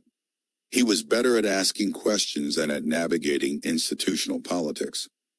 But he was learning.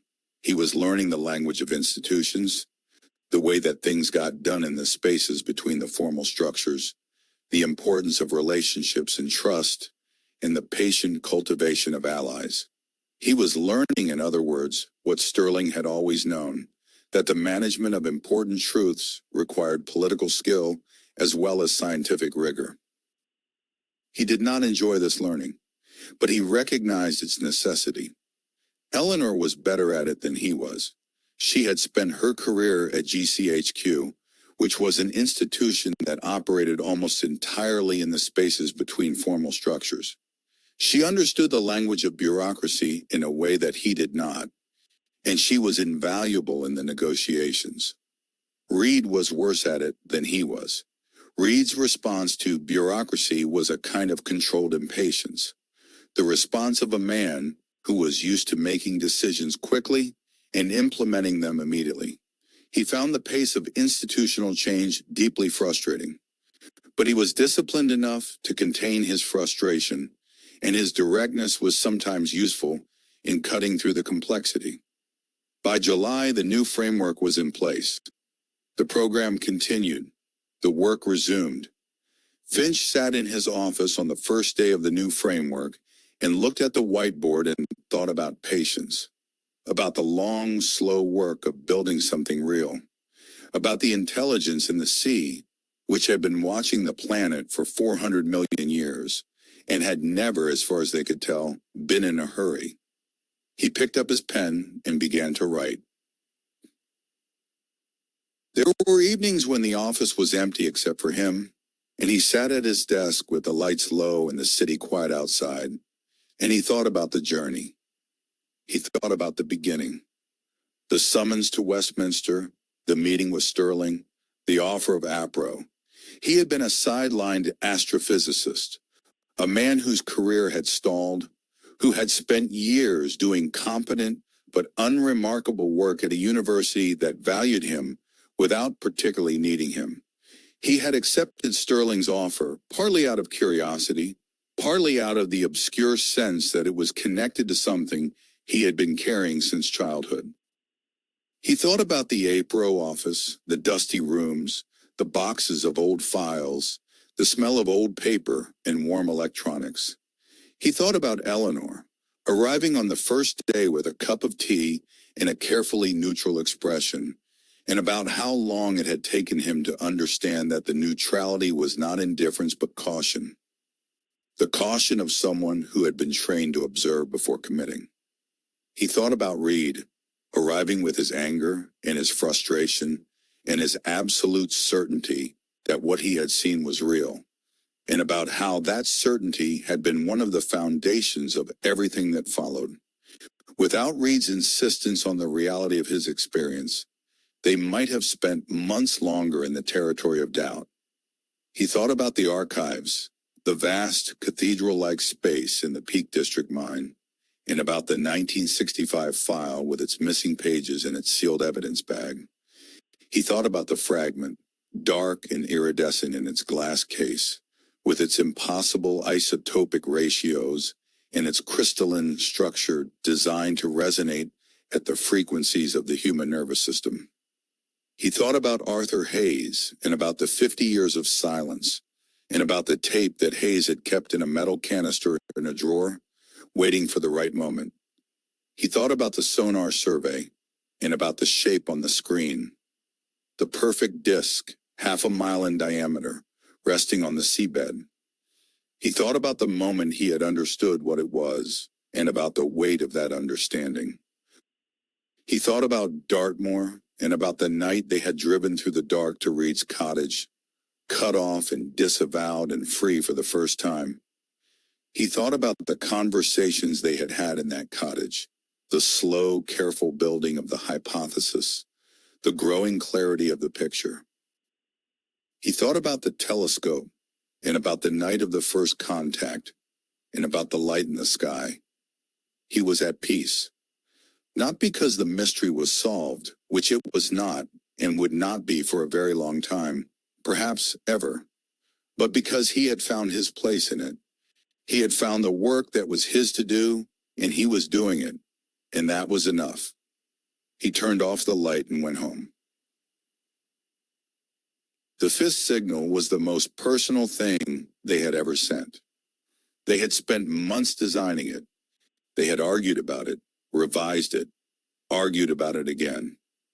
They had consulted with scientists and philosophers and artists and ordinary people who had no particular expertise, but who had thought carefully about what they would want to say, if they could say anything, to something that had been watching the planet for 400 million years. In the end, they had decided to send everything. Not a summary, not a selection, but a comprehensive representation of what they understood about the intelligence, about themselves, and about the relationship between them. They sent the geomagnetic data back, all of it, annotated with their own analysis and interpretation. They sent the seabed map, annotated with their understanding of the structure's function. They sent the historical sighting data, annotated with the geographical pattern they had identified. They sent the isotopic analysis of the fragment, annotated with Eris's findings about its resonant properties. They sent the emotional signal, the four states, again, and they sent something new, a mathematical representation of the concept of relationship, of the connection between two different forms of intelligence, of the possibility of understanding across a gulf of difference. It was not a request. It was not a question. It was an offering. A way of saying, this is what we know and this is what we feel. and this is what we hope. They sent it on a night in October, the second anniversary of the first contact. The telescope hummed, the beam went out. They waited. The response came in 18 minutes. It was not a signal. It was a change in the seabed readings. The structure on the seabed, which had been in the same position for as long as they had been monitoring it, shifted. Not dramatically, not visibly, but measurably. A slight change in its orientation, a small adjustment in its position relative to the seafloor, as if it had settled more comfortably into the earth. Eleanor stared at the readings for a long time. Then she looked up. "It moved," she said. "Yes," Finch said.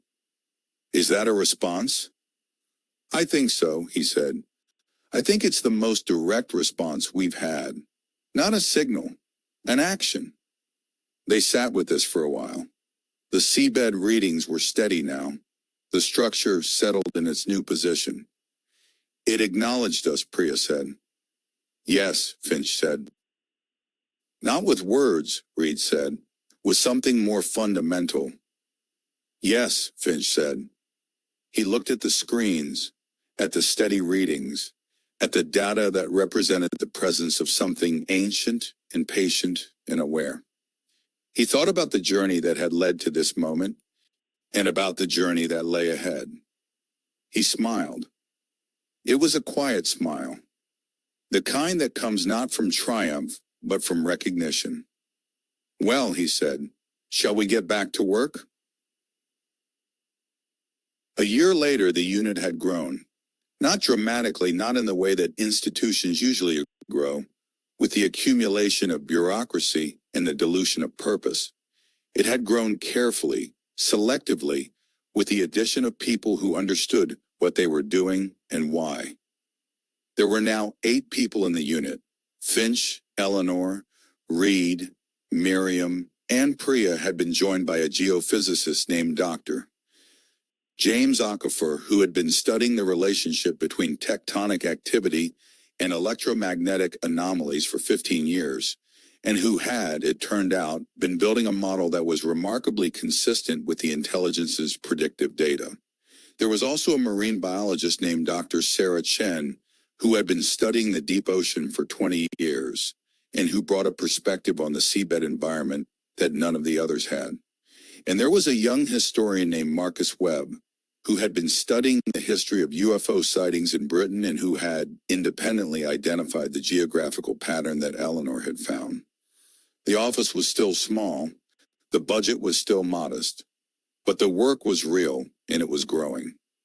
Finch sat at his desk on a Monday morning in October, the 3rd anniversary of the first contact, and looked around the room. The whiteboard was covered in new diagrams, new data, new questions. The archive room was full.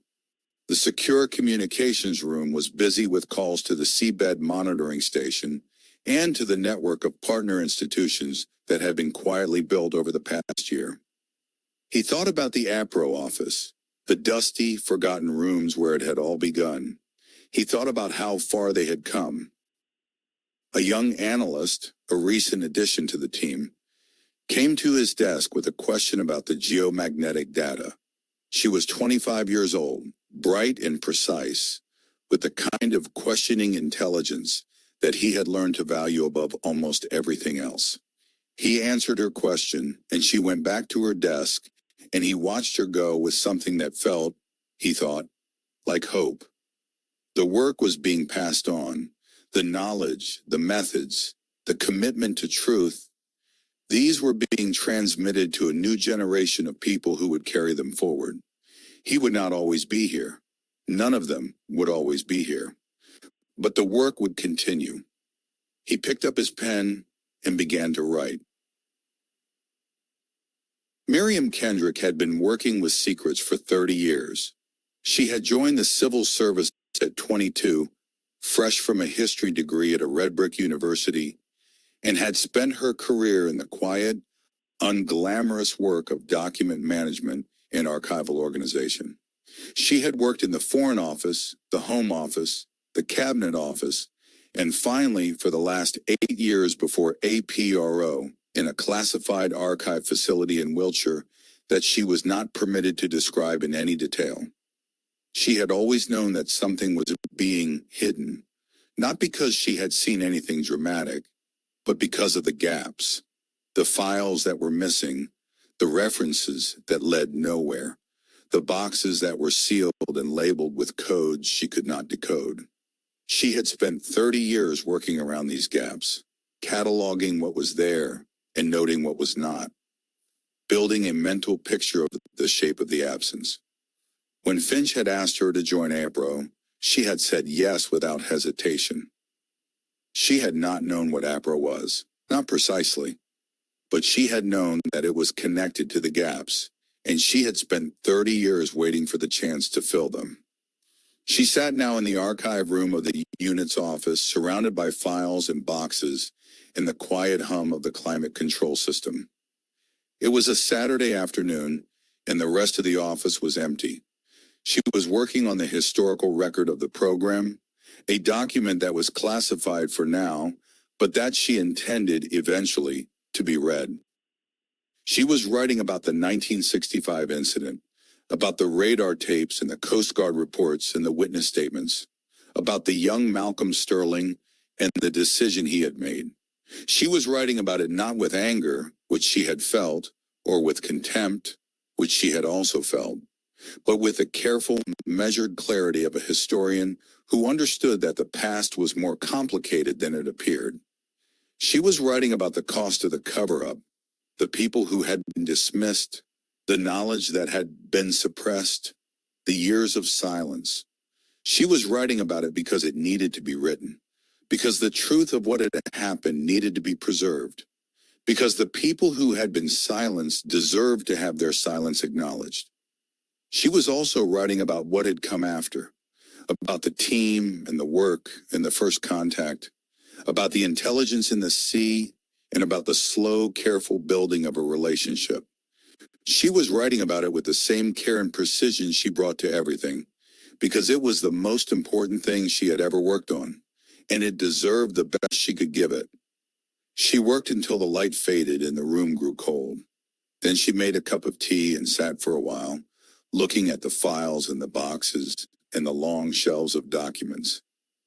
She thought about the 30 years of working around the gaps and about the satisfaction of finally filling them. It was, she thought, the best work she had ever done. Jack Carver's harbor was on the Suffolk coast, a small, working harbor that smelled of diesel and salt and the particular combination of fish and rope that was the smell of the sea in all its practical reality. The North Star was moored at the end of the main pier, its hull weathered and salt-stained, its equipment functional and maintained with the pragmatic care of a working vessel. Reed drove up on a Saturday in November, the second anniversary of the sonar survey. He found Carver on the deck, doing something to one of the winches with a large spanner and a focused expression. Carver looked up when Reed came along the pier. He put down the spanner and wiped his hands on a rag. "Reed," he said, "you look better than the last time I saw you." "I was running for my life the last time you saw me," Reed said. "That'll do it," Carver agreed. He gestured toward the wheelhouse. "Tea?" They sat in the wheelhouse with mugs of strong tea, the harbor quiet around them, the sea gray and flat beyond the pier. Carver had been paid, finally, the full amount plus a significant bonus that had been arranged through channels that were not entirely official. He had asked no questions about the bonus, which was characteristic of him. "I've been following the news," Carver said. "The photographs, the government statement, the new unit." He looked at Reed. "It's real, isn't it? What I found on the seabed." "It's real," Reed said. Carver nodded. He looked out at the sea. "I've been on the water for 30 years, he said. "I've seen things. Not often, but sometimes.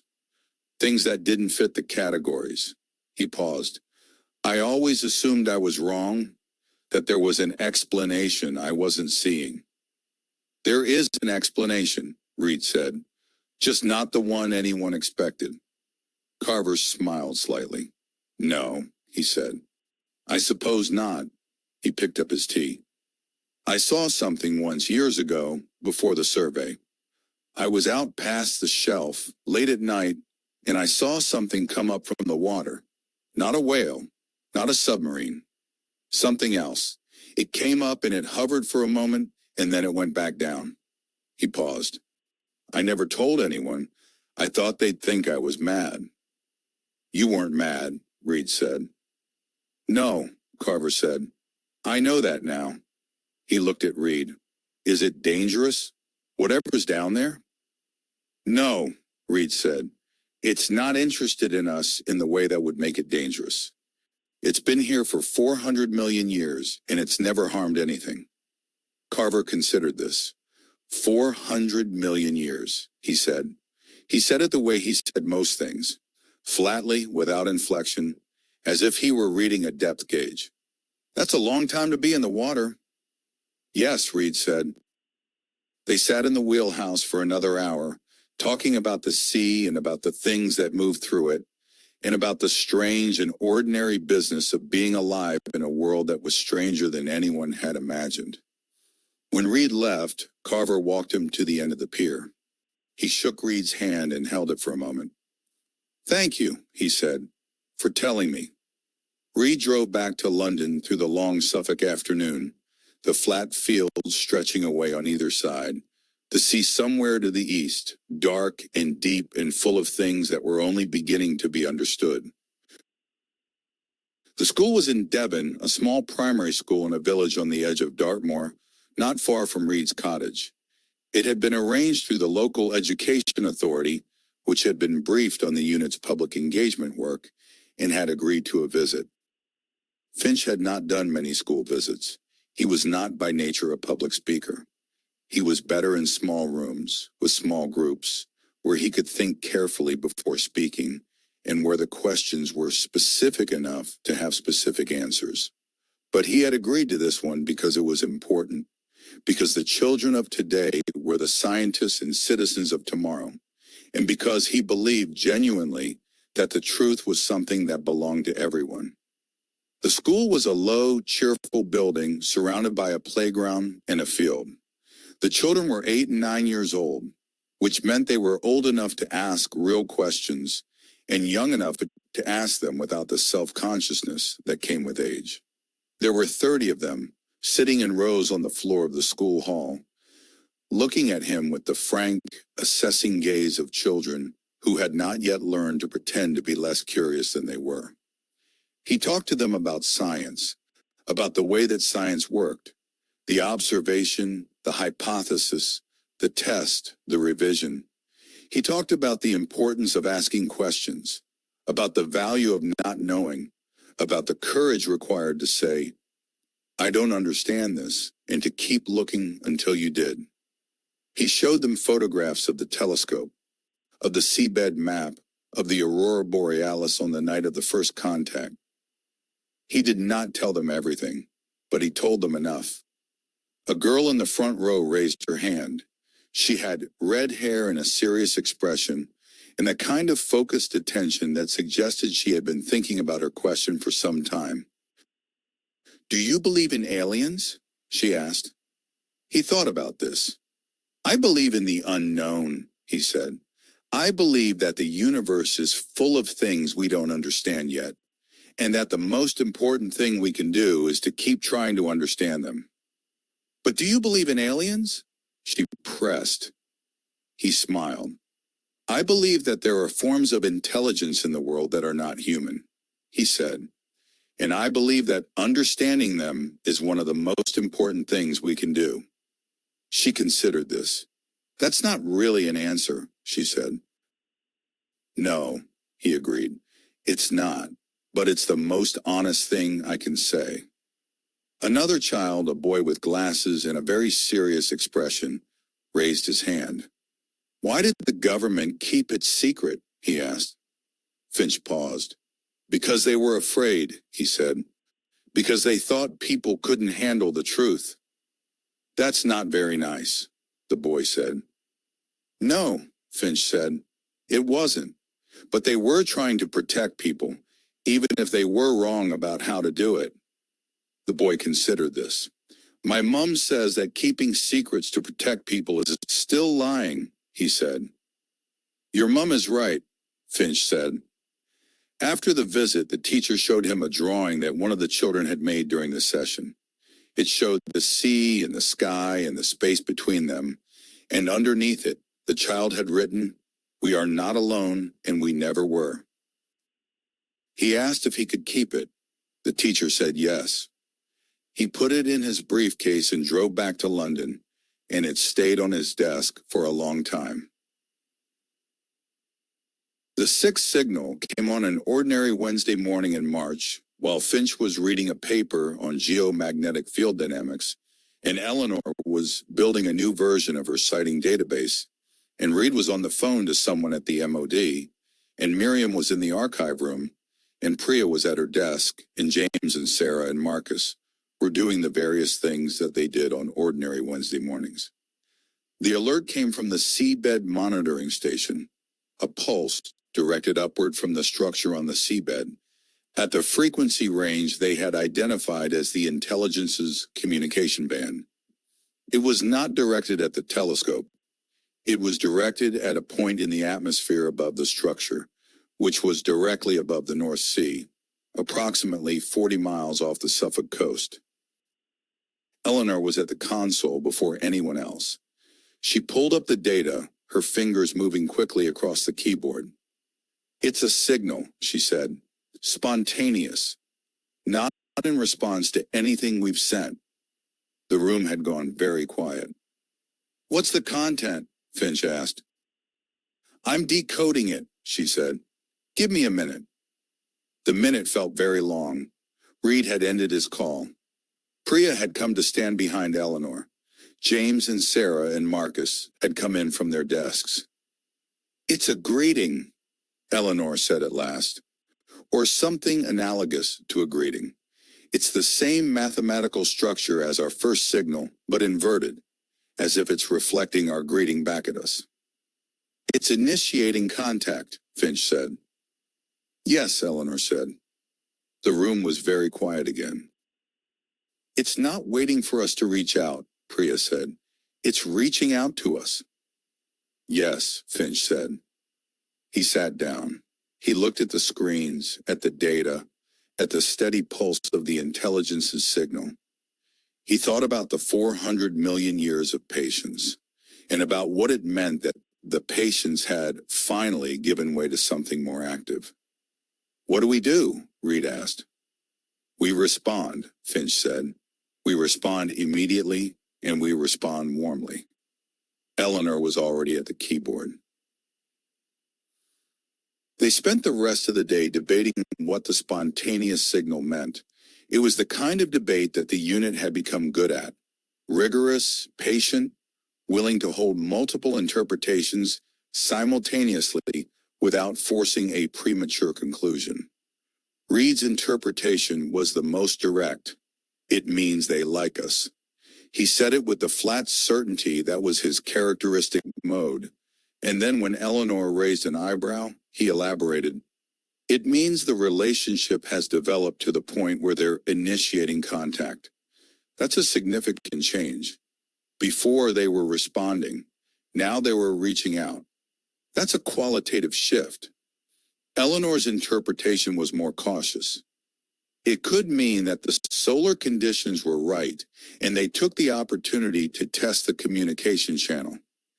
It doesn't necessarily mean anything about the relationship, but it could mean something about the relationship, Priya said.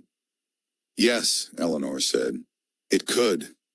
Finch listened to the debate with the quiet pleasure he always took in watching his colleagues think.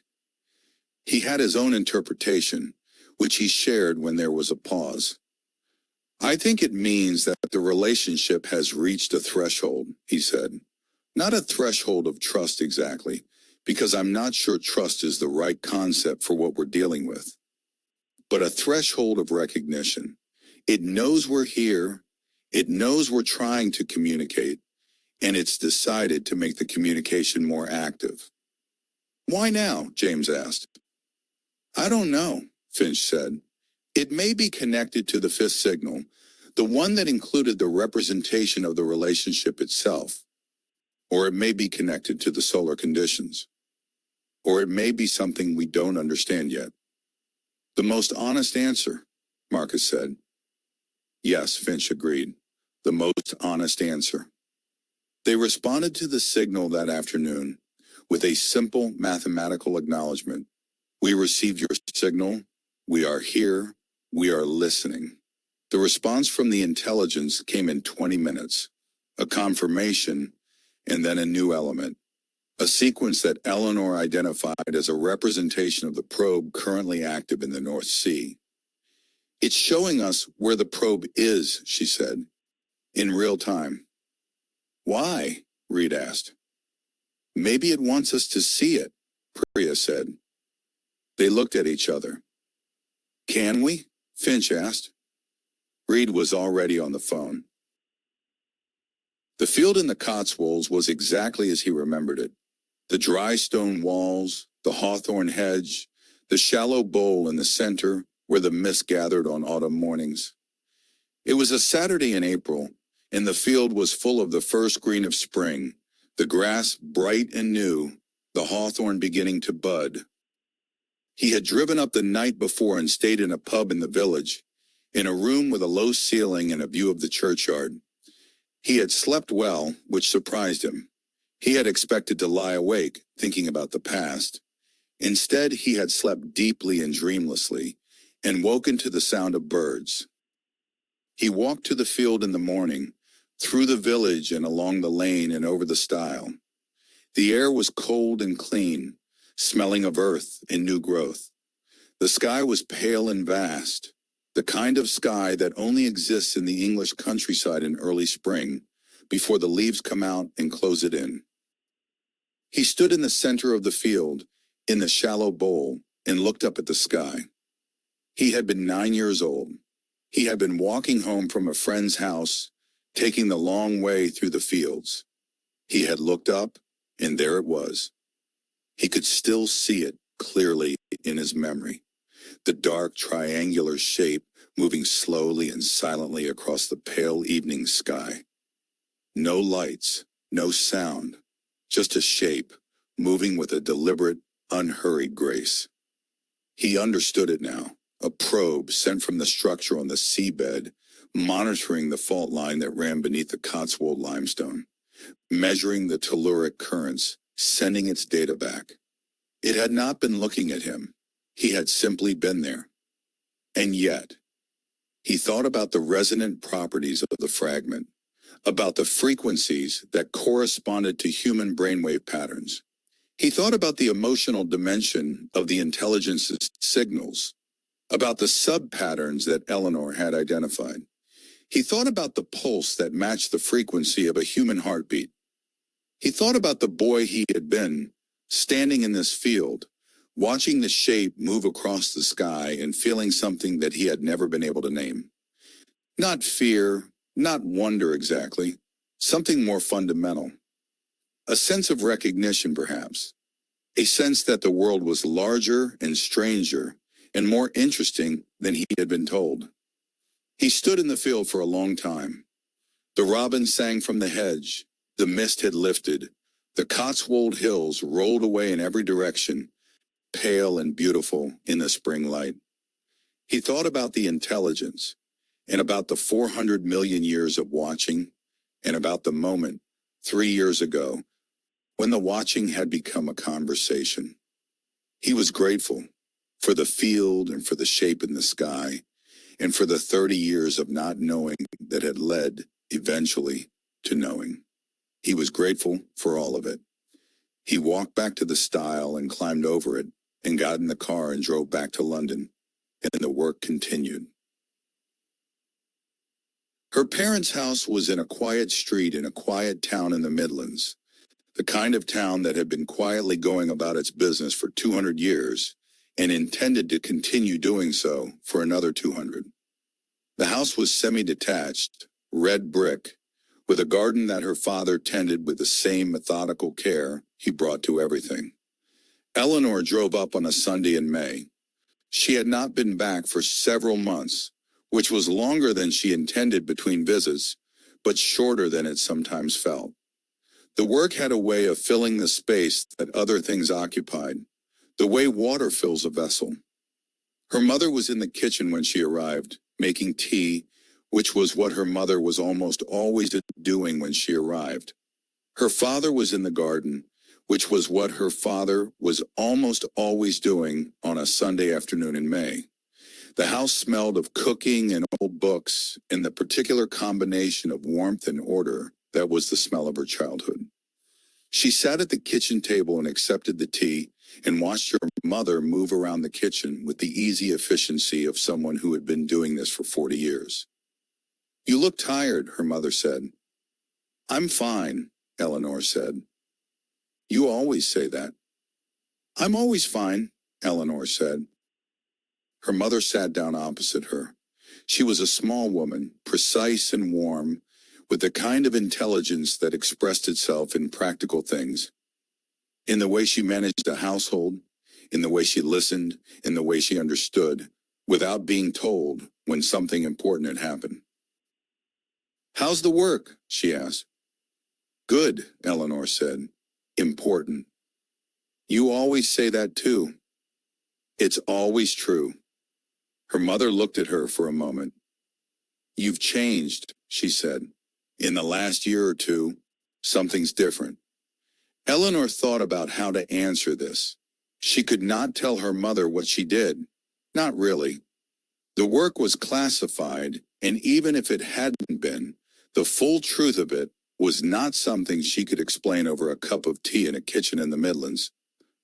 "I've learned some things," she sort of said, "about the world, about how it works." "Good things or bad things?" Eleanor thought about this.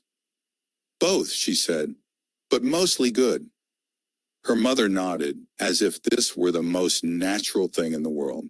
"That's usually how it goes," she said. Her father came in from the garden, his hands earthy, his face warm with the particular contentment of a man who has been doing something useful in the open air. He washed his hands at the sink and sat down at the table. "Eleanor," he said, "how's the work?" "I listen," she said. He nodded. "Good work," he said. They had dinner, the three of them, and talked about the garden and the town and the neighbors and the various small events of ordinary life. Eleanor listened and asked questions and laughed at her father's jokes and felt for the first time in months the particular peace that comes from being in a place where you are simply yourself without the weight of important things. She drove back to London in the evening, the motorway quiet in the Sunday dusk, and felt for the whole of the drive a warmth that she could not quite name. The clearance came through on a Tuesday morning. A brief administrative email from the MOD that was, in its way, one of the most significant documents Reed had received in his career. It was not an apology, not an acknowledgement of what had happened, not a recognition of the 2 years of frustration and denial. It was simply a notification that his flying status had been reinstated, effective immediately. He read it twice. Then he forwarded it to Finch with a one-word message. "Finally." Finch replied with 2 words, "Well done." He arranged the flight for the following Saturday. A Hawk T-2, the same type he had been flying on the night of the Ashworth incident. He drove to the base on a cold November morning, the sky clear and pale, the kind of sky that promised good flying weather. The pre-flight checks were exactly as he remembered them. The smell of the aircraft, the feel of the controls, the particular quality of attention required to prepare a fast jet for flight. He had not lost any of it. The 2 years on the ground had not dulled his skills. If anything, he thought, they had sharpened his appreciation of them. He took off at 9 o'clock and headed east toward the coast. The English countryside spread out below him, the fields and villages and roads, the rivers and reservoirs, the slow curve of the horizon. He climbed to 15,000 feet and leveled off, and the world below became a map, precise and beautiful. He flew east until he reached the coast, and then he turned north and flew along the shoreline, the North Sea gray and flat to his right. He was flying the same route as the night of the Ashworth incident, or close enough to it. The same sky, the same sea, the same cold November air. He looked down at the sea. He knew what was beneath it now. He knew about the structure on the seabed, the ancient intelligence, the probes that moved through the water and the air. He knew about the signals and the responses and the slow, careful building of a relationship. He was not afraid.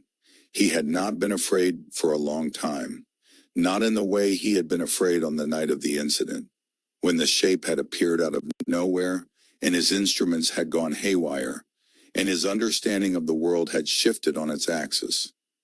He was, he thought, at peace. Not the peace of someone who had given up, but the peace of someone who had found their place in something larger than themselves. He had spent 2 years fighting to be believed, and then 2 more years doing the work of understanding. He had found in the end, not just an explanation, but a purpose. He banked the aircraft and turned south, the sun low on the horizon, the sea glittering below. He thought about the intelligence in the deep, and about the long patience of things that had been here before humanity and would be hereafter. He thought about the conversation that had begun, and about the long, slow work of continuing it. He headed for home, the aircraft responsive and precise beneath his hands, the sky vast and clear above. The seventh signal was a question. Finch had been thinking about it for months. The previous signals had been greetings, introductions, gifts of data, emotional expressions. They had established the basic framework of the communication, that both parties were present, that both were capable of mathematical exchange, that there was something analogous to emotional awareness on both sides. But they had not asked a question. They had not in any direct sense sought information. They had offered information, and the intelligence had responded with information. But the exchange had been so far a kind of mutual introduction rather than a genuine inquiry. The question he wanted to ask was the most fundamental one. Why? Why do you monitor? Why do you maintain the probes? Why have you been here doing this for 400 million years? It was, he knew, a question that might not have an answer, or might have an answer that was not translatable into human terms. But it was the question that mattered most, and he had spent months designing a way to ask it. The mathematical representation of why was the hardest thing he had ever tried to encode. Human language had the word, and human thought had the concept, but the concept was deeply embedded in human assumptions about motivation and intention and purpose that might not apply to the intelligence at all. He had to find a way to ask the question that was genuinely open, that did not assume the answer. In the end, he had designed a signal that represented the relationship between cause and effect, between action and purpose, between the existence of a behavior and the reason for it. It was a mathematical question mark, as neutral as he could make it, directed at the intelligence's monitoring activity. They sent it on a night in February, during a minor solar event. The telescope hummed, the beam went out. They waited. The response took 3 weeks to arrive, not because the intelligence was slow to respond, but because the response was so complex that it took 3 weeks for the signal to be fully transmitted. It came in fragments, each one building on the last, a vast, multi-layered transmission that filled Eleanor's data storage and required a dedicated server to process. The decoding took another 3 weeks. Eleanor and Aris and Priya and James worked on it together, building a framework of interpretation that grew more detailed with each session. The chapter ended with the team beginning the decoding process. the answer slowly emerging from the noise, like a photograph developing in a darkroom. The screens glowed in the dark, the machines hummed, outside the February wind moved across the hills. Something was coming, something that would change the way they understood everything. The answer to why was not what any of them had expected. It was not a statement of purpose, not a declaration of intent, not an explanation of motivation. It was something more fundamental and more strange. The decoded response described a relationship, not a relationship between the intelligence and the planet exactly, but a relationship between the intelligence and the planet's geomagnetic field. The field was not just something the intelligence monitored, it was something the intelligence was connected to, in a way that was difficult to translate into human terms, but that Eleanor described, tentatively, as symbiotic. The intelligence's structure on the seabed was not just a monitoring station. It was, in some sense, part of the geomagnetic system. The probes were not just measuring the field. They were, in some small but measurable way, maintaining it. The intelligence was not a passive observer of the planet's magnetic health. It was an active participant in it. This was the most significant finding they had made, more significant in some ways than the first contact itself, because it meant that the intelligence was not separate from the planet. It was part of the planet, and that meant that humanity's impact on the planet was not just an environmental issue. It was a direct impact on the intelligence itself. Finch sat with this knowledge for a long time before sharing it with the team. He sat in his office on a cold March morning, the city quiet outside, and thought about what it meant. It meant that the cover-up had been not just a suppression of truth, but a suppression of a relationship. For 60 years, humanity had been affecting the planet's geomagnetic health through its industrial activities, and the intelligence had been absorbing those effects, and no one had known because no one had been allowed to know. It meant that the environmental crisis was not just a human problem. It was a problem for the intelligence too. It meant that the relationship between humanity and the intelligence was not just a matter of curiosity or communication. It was a matter of shared survival. He called the team together and told them. He laid out the evidence, walked them through the analysis, explained the implications. He watched their faces as they took it in. Reed was the first to speak. "We've been poisoning our neighbor," he said. "Yes," Finch said. "And they've been absorbing it." "Yes." "For 60 years. "Longer," Finch said. "Since the Industrial Revolution, at least. Possibly longer." The room was very quiet. "What do we do?" Priya asked. "We acknowledge it," Finch said. "In the next signal, we acknowledge what we know and we commit to doing better." The implications of the symbiosis were the subject of the most difficult conversations the team had ever had. Not difficult because they disagreed, but difficult because the truth was uncomfortable and the discomfort was real and deserved. If the intelligence was a symbiont connected to the planet's geomagnetic field in a way that made the field's health a matter of its own survival, then humanity's impact on the planet was not just an environmental issue. It was an act of harm against a living intelligence, an intelligence that had been here for 400 million years, that had never harmed humanity, that had been quietly maintaining the conditions necessary for life, while humanity had been, for the last 2 centuries, systematically degrading those conditions. Reed put it bluntly, as he always did. "We've been poisoning our neighbor. Not deliberately, but that doesn't make it better." Eleanor was more precise. The correlation between industrial electromagnetic emissions and changes in the geomagnetic field is well established in the literature. We've known for decades that human activity affects the field. What we didn't know was that the field's health was connected to the health of a non-human intelligence. James, the geophysicist, was the most troubled. He had spent his career studying the relationship between tectonic activity and electromagnetic anomalies, and the implications of the symbiosis for his own field were profound. If the intelligence is actively maintaining the field, he said, then our models of geomagnetic behavior are incomplete. We've been modeling the field as a purely physical system. It's not. It's a physical system with a biological component. Or an intelligent component, Priya said. Yes, James said.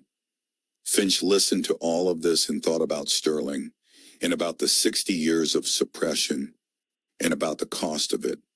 Not just the cost to the people who had been silenced, but the cost to the intelligence, which had been absorbing the effects of human industrial activity without any acknowledgement or awareness from the humans who were causing it.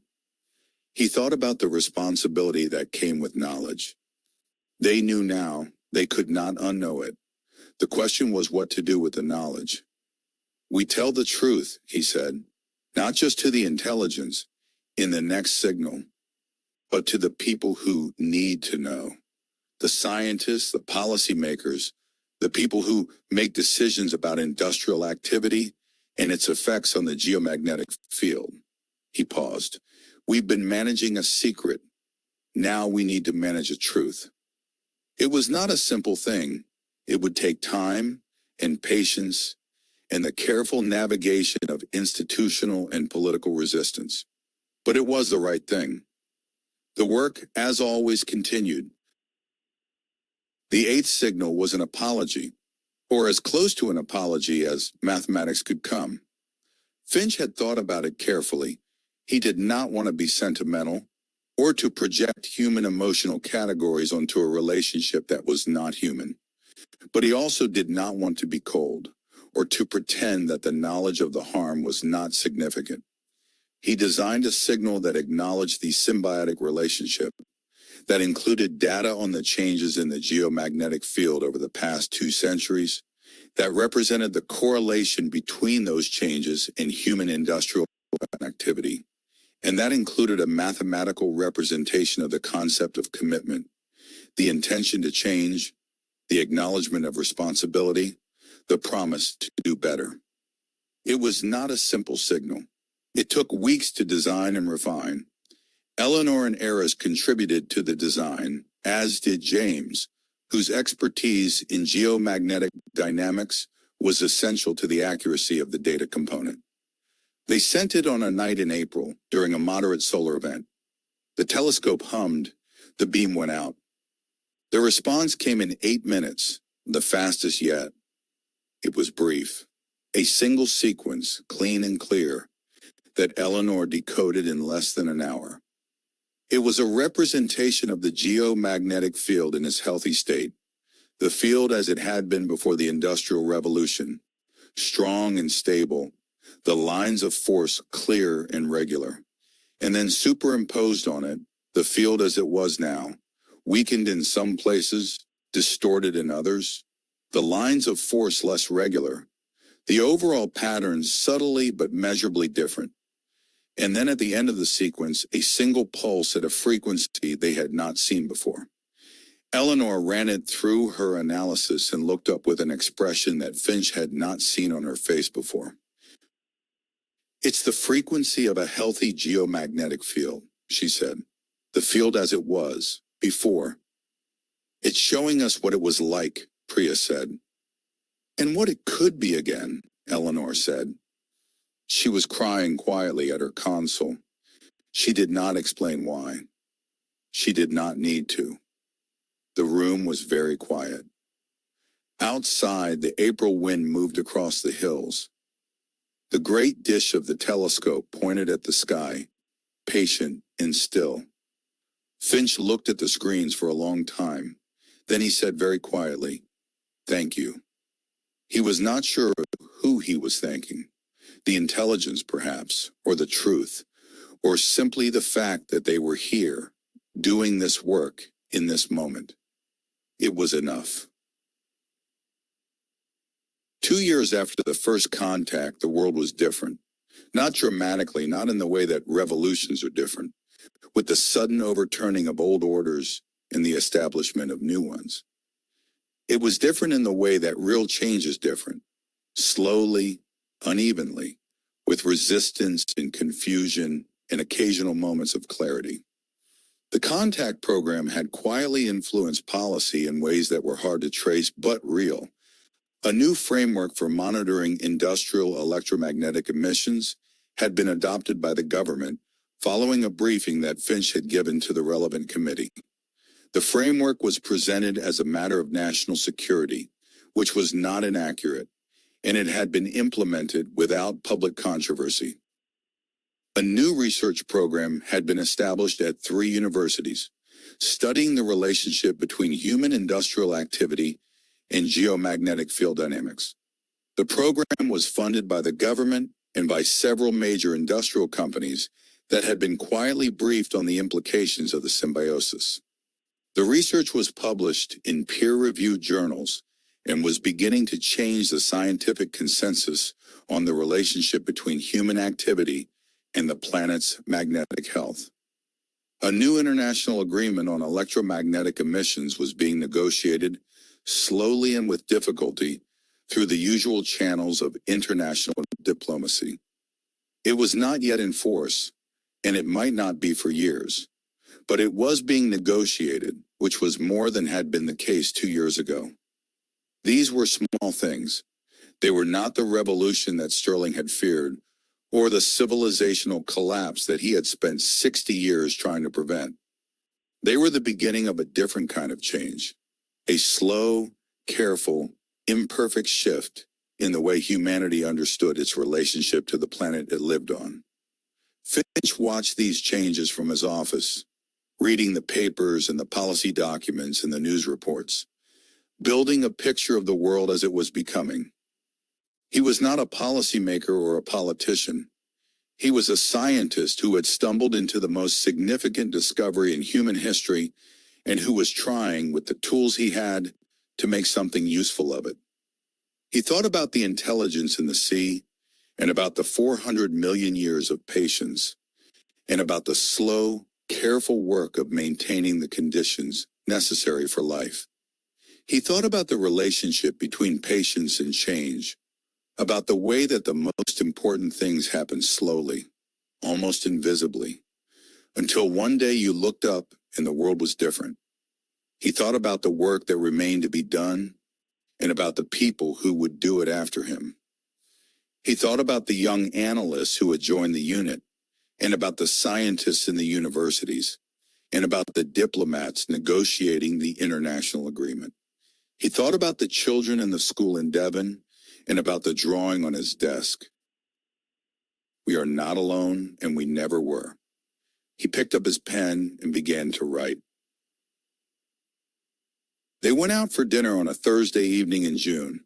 The whole team, Finch, Eleanor, Reed, Miriam, Priya, James, Sarah, and Marcus. It was a rare treat, the kind of thing that happened once or twice a year, when the work had reached a natural pause and there was something to celebrate. The restaurant was in Soho, small and unpretentious, the kind of place that had been there for 30 years and intended to be there for 30 more. They had a table in the back, away from the street noise, and they ordered wine and food and talked about everything except work. Miriam told a story about a filing error she had made in her first week at the Foreign Office 30 years ago that had caused a minor diplomatic incident. It was funnier than it sounded, and everyone laughed. Reed told a story about a training exercise that had gone wrong in a way that was entirely his fault, but that he had successfully attributed to a weather system. This was also funnier than it sounded. Eleanor told a story about a data analysis she had done at GCHQ that had led to a conclusion so unexpected that her supervisor had made her redo it 3 times before accepting that it was correct. The conclusion had been correct. Her supervisor had never apologized. Priya told a story about her doctoral supervisor, who had been the most brilliant and the most infuriating person she had ever met, and who had taught her, inadvertently, that the most important quality in a scientist was the willingness to be wrong. James talked about the first time he had seen a geomagnetic storm as a student, standing on a hillside in Scotland watching the aurora. He had known in that moment that he would spend his life studying the Earth's magnetic field. He had not known then that the field had a custodian. Sarah talked about the deep ocean, about the things that lived in the dark places where no light reached, about the extraordinary diversity of life in the most extreme environments on Earth. She talked about it with the love of someone who had spent 20 years in its company. Marcus talked about history, about the way that the most significant events were often invisible to the people living through them, about the way that the meaning of things only became clear in retrospect. Finch listened to all of this and felt very strongly the particular pleasure of being in the companies of people who were doing important work and who understood why it mattered. He thought about the journey that had brought them all here, the various paths that had converged in the small office in Whitehall, and about the work that lay ahead. He raised his glass. "To the work," he said. "To the work," they said, and drank. The new generation arrived gradually, in ones and twos, over the course of the third year. They were young, mostly in their late 20s and early 30s, and they came from a variety of backgrounds: physics, geology, oceanography, linguistics, mathematics, history. They had been recruited carefully through networks of trusted contacts with the understanding that the work was classified and significant and unlike anything they had done before. Finch interviewed each of them personally.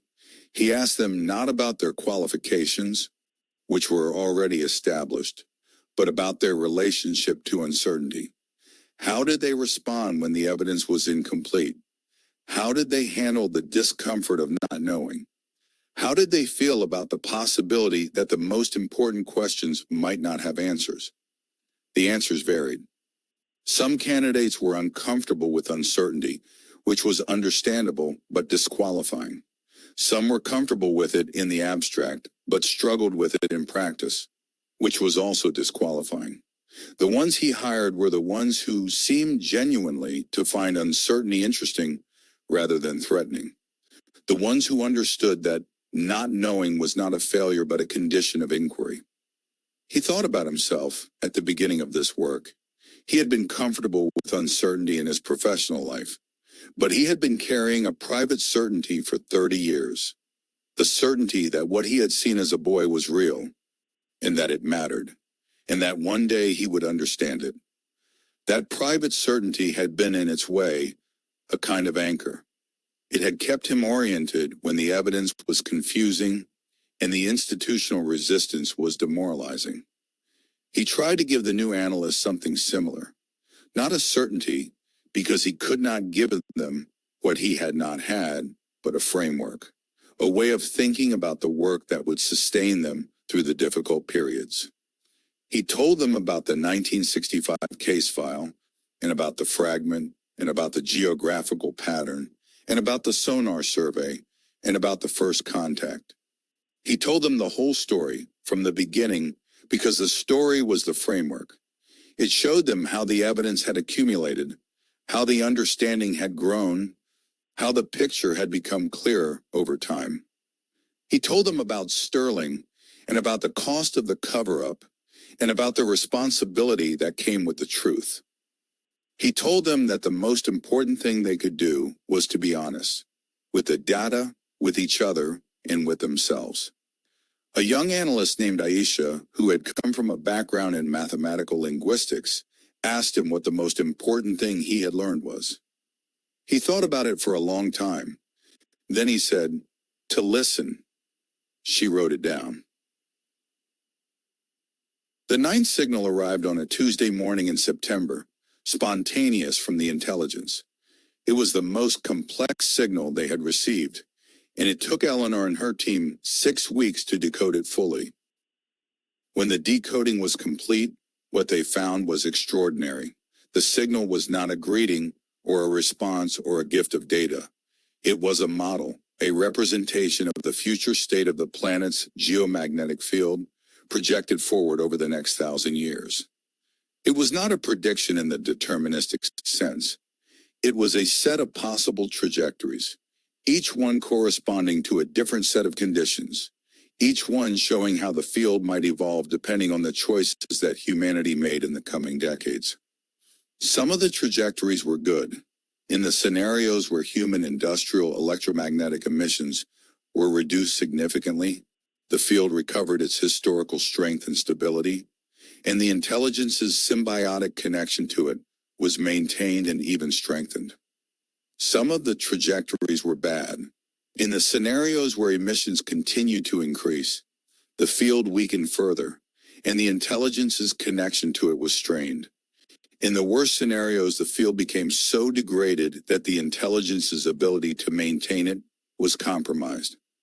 It was a warning, not a threat, not a demand, but a warning. A gift of knowledge about the consequences of human choices, offered freely without condition.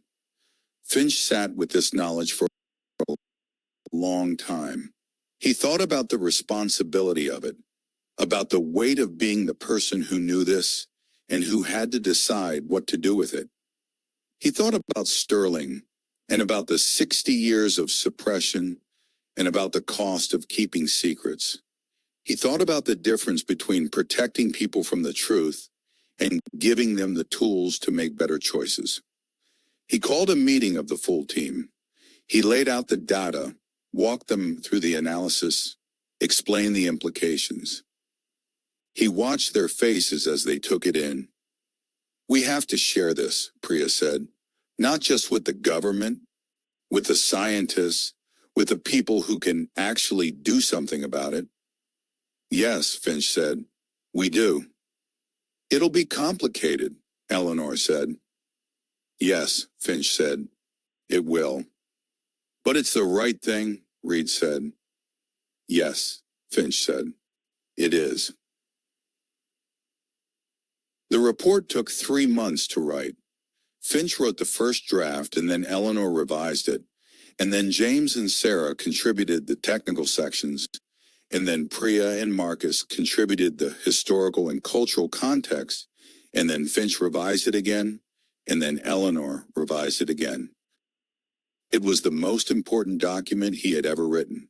He knew it, and the knowledge made him careful in a way that he was not always careful, checking every claim, qualifying every interpretation, making sure that the evidence was solid and the reasoning was sound. The report described the symbiotic relationship between the intelligence and the planet's geomagnetic field. It described the intelligence's predictive model and the trajectories it had shown. It described the correlation between human industrial electromagnetic emissions and the degradation of the field, and it described what needed to change. It was not a political document. It was not a policy document. It was a scientific document written in the language of evidence and inference and qualified conclusion. But its implications were political and policy relevant, and everyone who read it understood that. He submitted it to the relevant government committee in December. The committee read it and asked questions, and asked for more evidence, and asked for independent verification. Finch provided all of this patiently over the course of several months. In the spring, the committee produced its own report, which drew on Finch's document and added its own analysis and recommendations. The report was classified, but its recommendations were implemented. A new framework for monitoring and regulating industrial electromagnetic emissions. A new research program on the relationship between human activity and geomagnetic field dynamics, and a new international initiative to address the issue at the global level. These were not small things. They were the beginning of a real change in the way humanity managed its relationship to the planet's magnetic health.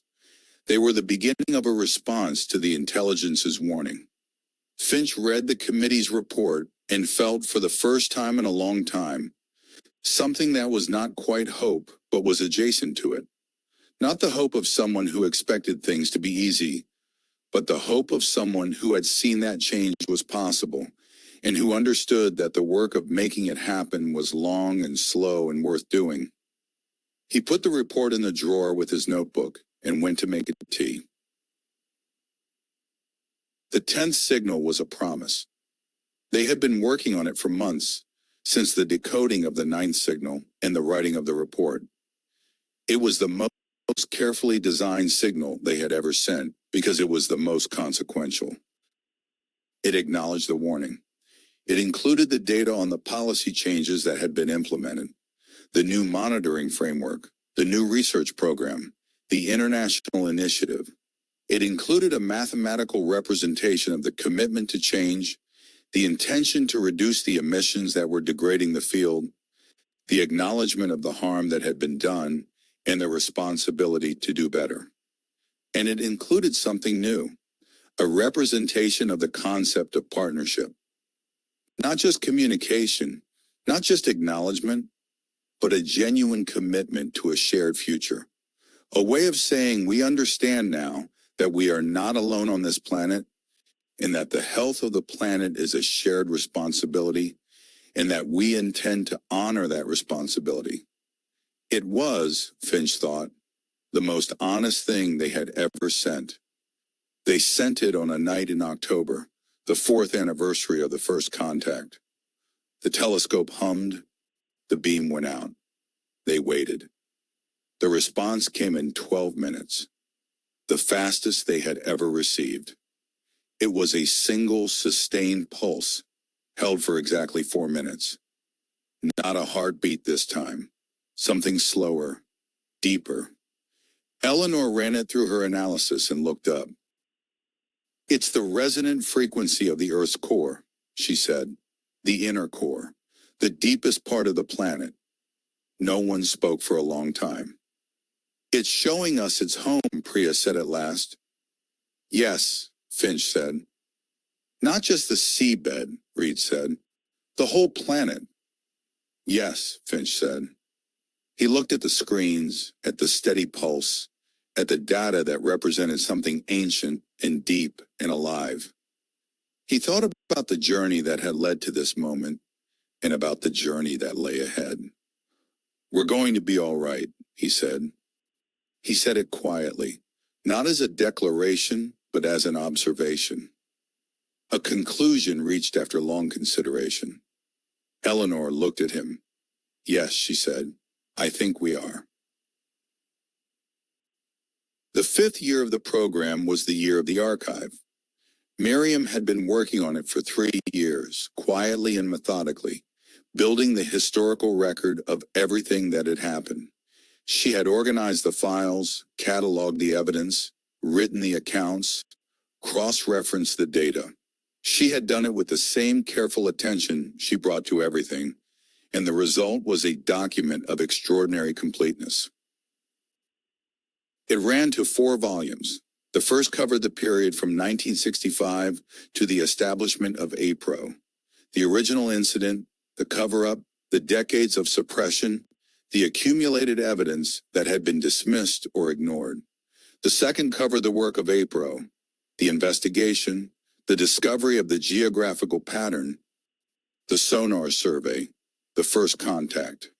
The third covered the work of the new unit, the subsequent contacts, the decoding of the intelligence's signals, the discovery of the symbiotic relationship. The fourth was a collection of primary documents, the 1965 case file, the Hayes tape transcript, the signal data, the decoded responses. It was, Miriam thought, the most important document she had ever compiled, not because of its length or its completeness, but because of what it represented, the truth, fully and honestly told for the first time. She brought it to Finch on a Monday morning in March, setting the 4 volumes on his desk with the quiet satisfaction of someone who has completed a long and important task. He looked at them for a long time. Then he looked at her. Thank you, he said. It needed to be done, she said. Yes, he said. It did. He picked up the first volume and opened it. The first page was a photograph, the 1965 radar room at the Suffolk station, taken by someone who had not been supposed to have a camera. The room was full of young men in uniform, bent over their equipment, their faces intent. In the background, barely visible, was the screen that had shown the object coming in from the sea. He looked at the photograph for a long time. He thought about the young men in the room, and about what they had seen, and about the 60 years of silence that had followed. He thought about Arthur Hayes and about the tape in the metal canister, and about the 50 years of waiting. He closed the volume and set it back on the desk. "What do we do with it?" he asked. "We keep it," Miriam said. "For now. When the time is right, we release it." When will the time be right? She thought about this. When the relationship is stable enough that the history won't destabilize it, she said. When people have had enough time to adjust to the present before they have to grapple with the past. He nodded. "That's wise," he said. "I've had 30 years of practice," she said. He smiled. She went back to the archive room, and he sat at his desk with the 4 volumes in front of him, and thought about the truth, and about the right time to tell it, and about the patience required to know the difference.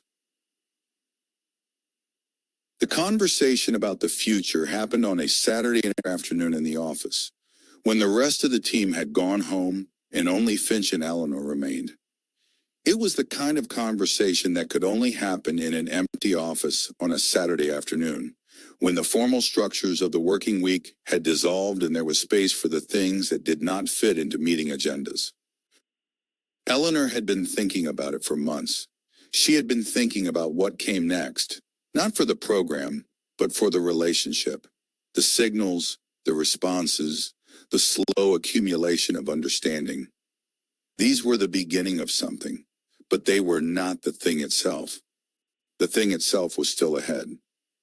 At some point, she said, we're going to have to think about direct contact. Finch looked up from his notebook. We have direct contact. Mathematical contact, she said. Signal and response. I mean something more direct. Something more like a meeting. He was quiet for a moment. You think that's possible?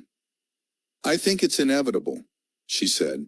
If the relationship continues to develop, if the trust continues to build, at some point the signals won't be enough.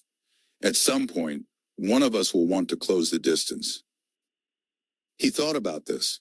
He thought about the intelligence in the sea, ancient and patient, communicating through pulses of mathematics and the resonant frequencies of the Earth's core.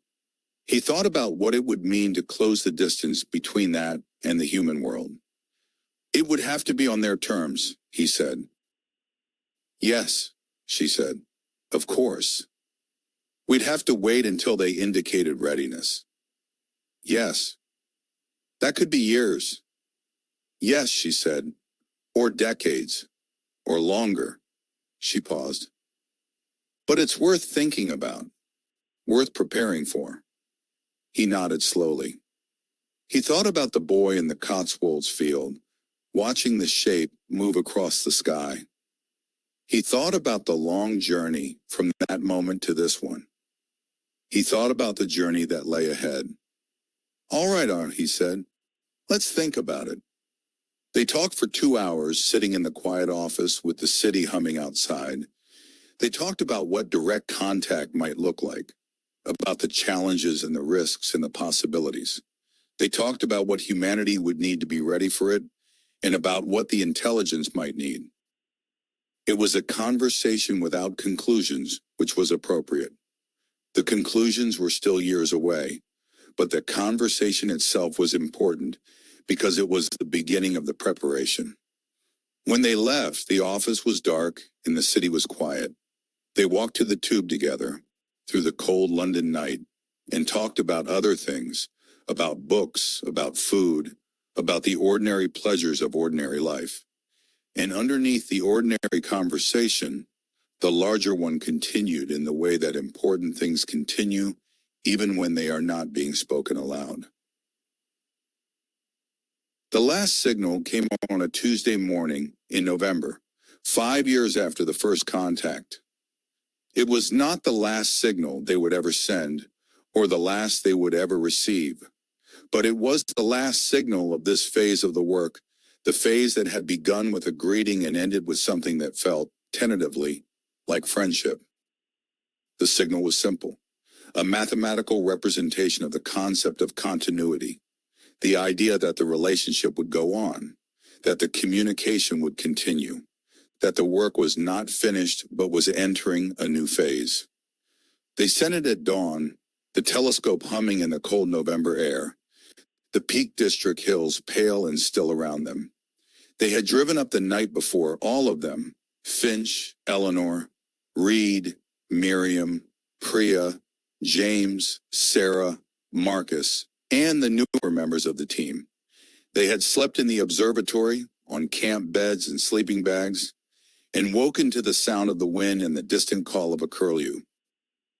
The response came in 9 minutes. It was a sequence they had not seen before. Eleanor decoded it in an hour, working quickly, her face intent. When she looked up, her expression was one that Finch had not seen before. Not the controlled excitement of a scientist making a discovery, but something simpler and more open. Something that looked, he thought, like wonder. "It's a map," she said, "but not of the seabed, not of the geomagnetic field." She paused. "It's a map of the signals, all of them, ours and theirs. The whole conversation, from the first signal to this one, represented as a map of the relationship." She put the decoded image on the main screen. It was a complex diagram, a web of connections and responses, each signal represented as a point of light, and each response as a line connecting it to the next. The whole conversation, 5 years of signals and responses, rendered as a single image. It was beautiful. Not in a simple way, but in the way that complex things are beautiful when you understand them. The beauty of pattern, of connection, of meaning. "It's keeping a record," Priya said. "Yes," Eleanor said. "Of us," Reed said. "Yes," Finch said. He looked at the image for a long time. He thought about the 400 million years of watching, and about the 5 years of conversation, and about what it meant that the intelligence had mapped the conversation and sent the map back to them. "It's saying," Miriam said quietly, "that we matter." The room was very still. "Yes," Finch said, "I think it is." The years accumulated as years do, and the work continued, as work does. The team grew and changed. Some people left to take up positions at universities or research institutions, carrying the knowledge and the methods with them, spreading them into the wider world. New people arrived, younger and sometimes more brilliant, bringing new perspectives and new questions. Finch watched the team change with the equanimity of someone who had learned that the work was larger than any individual, that the most important thing was not to hold on, but to pass on. He had been holding on for a long time, to the memory of the boy in the field, to the certainty that what he had seen was real, to the determination to understand it. He was learning now to let go, not of the work, but of the need to be at the center of it. Eleanor stayed. She had become, over the years, the intellectual heart of the unit, the person whose analytical rigor kept the work honest, and whose emotional intelligence kept the team human. She was quieter than she had been, and more certain, and more at peace. She had found in the work something she had not expected to find, not just purpose, but joy. Reed stayed too for a while. He left eventually to take up a position as an advisor to the MOD on unexplained aerial phenomena, a role that had been created specifically for him, and that allowed him to continue the work in a different register. He was still direct, still impatient with bureaucracy, still absolutely certain about the things he had seen. He visited the unit often, and his visits were always productive and always slightly chaotic, and always welcome. Miriam retired, finally in the 7th year. She went back to her village in the Midlands, to her garden and her books and her quiet life. She had completed the archive, all 4 volumes, and it sat in the secure storage of the unit, waiting for the right moment. She had done what she had come to do. Finch sat in his office on the day of Miriam's retirement party and thought about the journey. He thought about the APRO office in the first day, in the cup of tea that Eleanor had handed him with a carefully neutral expression. He thought about the fragment in the sonar survey and the night of the first contact. He thought about the boy in the field. He was not the same man he had been. He was older and more patient and more comfortable with uncertainty. He had learned things that had changed him, not just intellectually, but in some deeper way that he could not fully articulate. He had learned that the world was stranger and more beautiful than he had imagined, and that the strangeness was not something to be afraid of, but something to be grateful for. He picked up his pen and began to write. The direct contact happened in the 10th year, not as they had imagined it, not as a dramatic encounter or a formal meeting, but quietly, in the way that the most important things happened, almost without announcement, almost without drama. The probe came up from the sea on a Tuesday morning in October, off the Suffolk coast, in the same waters where Jack Carver had run his sonar survey a decade before. It was observed by a Coast Guard vessel whose crew had been briefed, and by a small team from the unit who had been waiting, with varying degrees of patience, for something like this to happen. It was not the first probe they had seen. They had observed probes many times over the years, from aircraft and from boats and from the shore. But this one was different. This one did not move on. It rose to the surface and it stopped, and it waited. Finch was on the Coast Guard vessel. He had been there for 3 days, waiting, because the seabed readings had suggested that something was coming. He stood on the deck in the cold October morning and looked at the probe, which was perhaps 50 meters away, hovering a few meters above the surface of the sea. It was smaller than he had expected, not the large triangular shape that Reed had described from the Ashworth incident, but something more modest, a disk, perhaps 3 meters in diameter, dark and smooth with the same iridescent quality as the fragment in Eris's laboratory. It made no sound. It generated no visible light. It simply waited. He did not know what to do. He had thought about this moment many times, had prepared for it in various ways, had designed signals and protocols and procedures. But standing on the deck of a Coast Guard vessel in the cold October morning, looking at the thing that had been in the sea for 400 million years, all of the preparation felt inadequate. He did the only thing that felt right. He raised his hand. The probe did not respond visibly. It did not move or change or emit any signal that the instruments could detect. But something happened, something that he could not describe precisely, but that he felt, a sense of acknowledgement, of recognition, of the gap between them being for a moment slightly smaller. He stood there for a long time, his hand raised, looking at the probe. The sea was very still. The sky was pale and cold. The Coast Guard vessel rocked gently on the swell. Then the probe descended, slowly and silently, back into the water and was gone.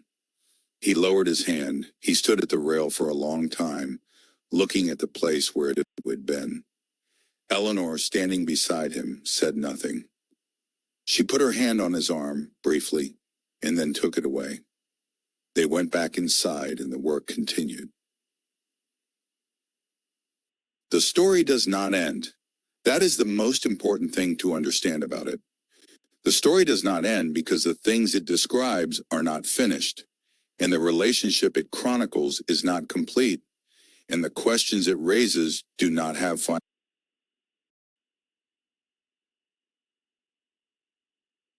final answers. What it has is a shape, the shape of a journey from ignorance to knowledge, from fear to understanding, from silence to conversation. The shape of a relationship between two forms of intelligence, one young and restless and brilliant and destructive, the other ancient, impatient, and committed to the health of the world they share. Alistair Finch sat in his office on the 10th anniversary of the first contact and looked at the whiteboard and thought about the shape of the journey. The whiteboard was covered in diagrams and data and questions as it had always been. The questions were different now, more precise, more specific, more grounded in the evidence. But they were still questions because the work of understanding was never finished. And the most honest thing you could do was to keep asking. He thought about the people who had been part of the journey. Sterling, in his 60 years of fear, and his late partial redemption. Hayes, in his 50 years of silence, and the tape that had changed everything. Carver, and the sonar survey, and the shape on the screen. Eris, with his wild hair and his terrible coffee, and his extraordinary mind. Miriam, patient and precise, building the record that would one day be read. Reed, direct and certain and absolutely committed to the truth of what he had seen. Eleanor, rigorous and warm, the intellectual heart of everything. He thought about the intelligence in the sea, and about the 400 million years of watching, and about the 10 years of conversation. He thought about the probe rising from the water on the October morning, and about the moment of raising his hand, and about the sense of acknowledgement that had passed between them. He thought about the boy in the Cotswolds field, watching the shape move across the evening sky. He was not that boy anymore. He was an older man in a small office in Whitehall, doing the most important work of his life. But the boy was still there, somewhere inside him, still watching, still wondering, still grateful for the strangeness of the world. He picked up his pen. He opened his notebook to a fresh page. He wrote at the top of the page a single question. The question that had been with him since the beginning. The question that would be with him until the end. What else is here? He looked at the question for a long time. Then he began to write. Outside, the city hummed and breathed. The pigeons moved on the courtyard ledges. The gray London light fell through the windows. In the deep places of the North Sea, the structure on the seabed pulsed with its ancient rhythms, patient and steady. The heartbeat of something that had been here before humanity and would be here long after. Watching the slow drift of the continents and the rise and fall of the magnetic poles in the brief, brilliant, troubled tenure of a young species that was only beginning to understand the world it had inherited. The work continued. It always would. Eleanor brought tea. She set it on his desk without a word and went back to her own. He picked it up and held it in both hands, feeling the warmth. He thought about the signal, the quiet signal that had started everything. The pulse from the seabed, the light in the sky, the mathematical greeting that had crossed the gulf between two forms of intelligence and changed the world. He thought about what it meant to be heard, to send a signal into the dark and to have something answer, to reach across the distance and to find, on the other side, not emptiness, but presence. He thought about the long, slow work of understanding, and about the patience it required, and about the rewards of that patience. Not certainty, not completion, but the deepening of the question, the widening of the mystery, the growing appreciation of the extraordinary complexity of the world. He set down the tea and picked up the pen. The story did not end. It continued as all real stories continue, in the lives of the people who had been part of it, in the work they did, in the questions they asked, in the small daily acts of attention and care that were the substance of the relationship. It continued in the signals sent and received, in the data decoded and the patterns identified, in the slow accumulation of understanding that was the only honest response to the mystery. It continued in the boy in the field, and in the old man at the desk, and in all the people between them who had looked up at the sky and wondered, and had not been satisfied with easy answers, and had kept looking. It continued in the intelligence in the sea, patient and ancient, watching the planet's slow life, maintaining the conditions necessary for the brief, brilliant tenure of the species that had, finally, after all this time, begun to listen. It continued in the quiet signal, the pulse from the deep, the heartbeat of the world. It always would.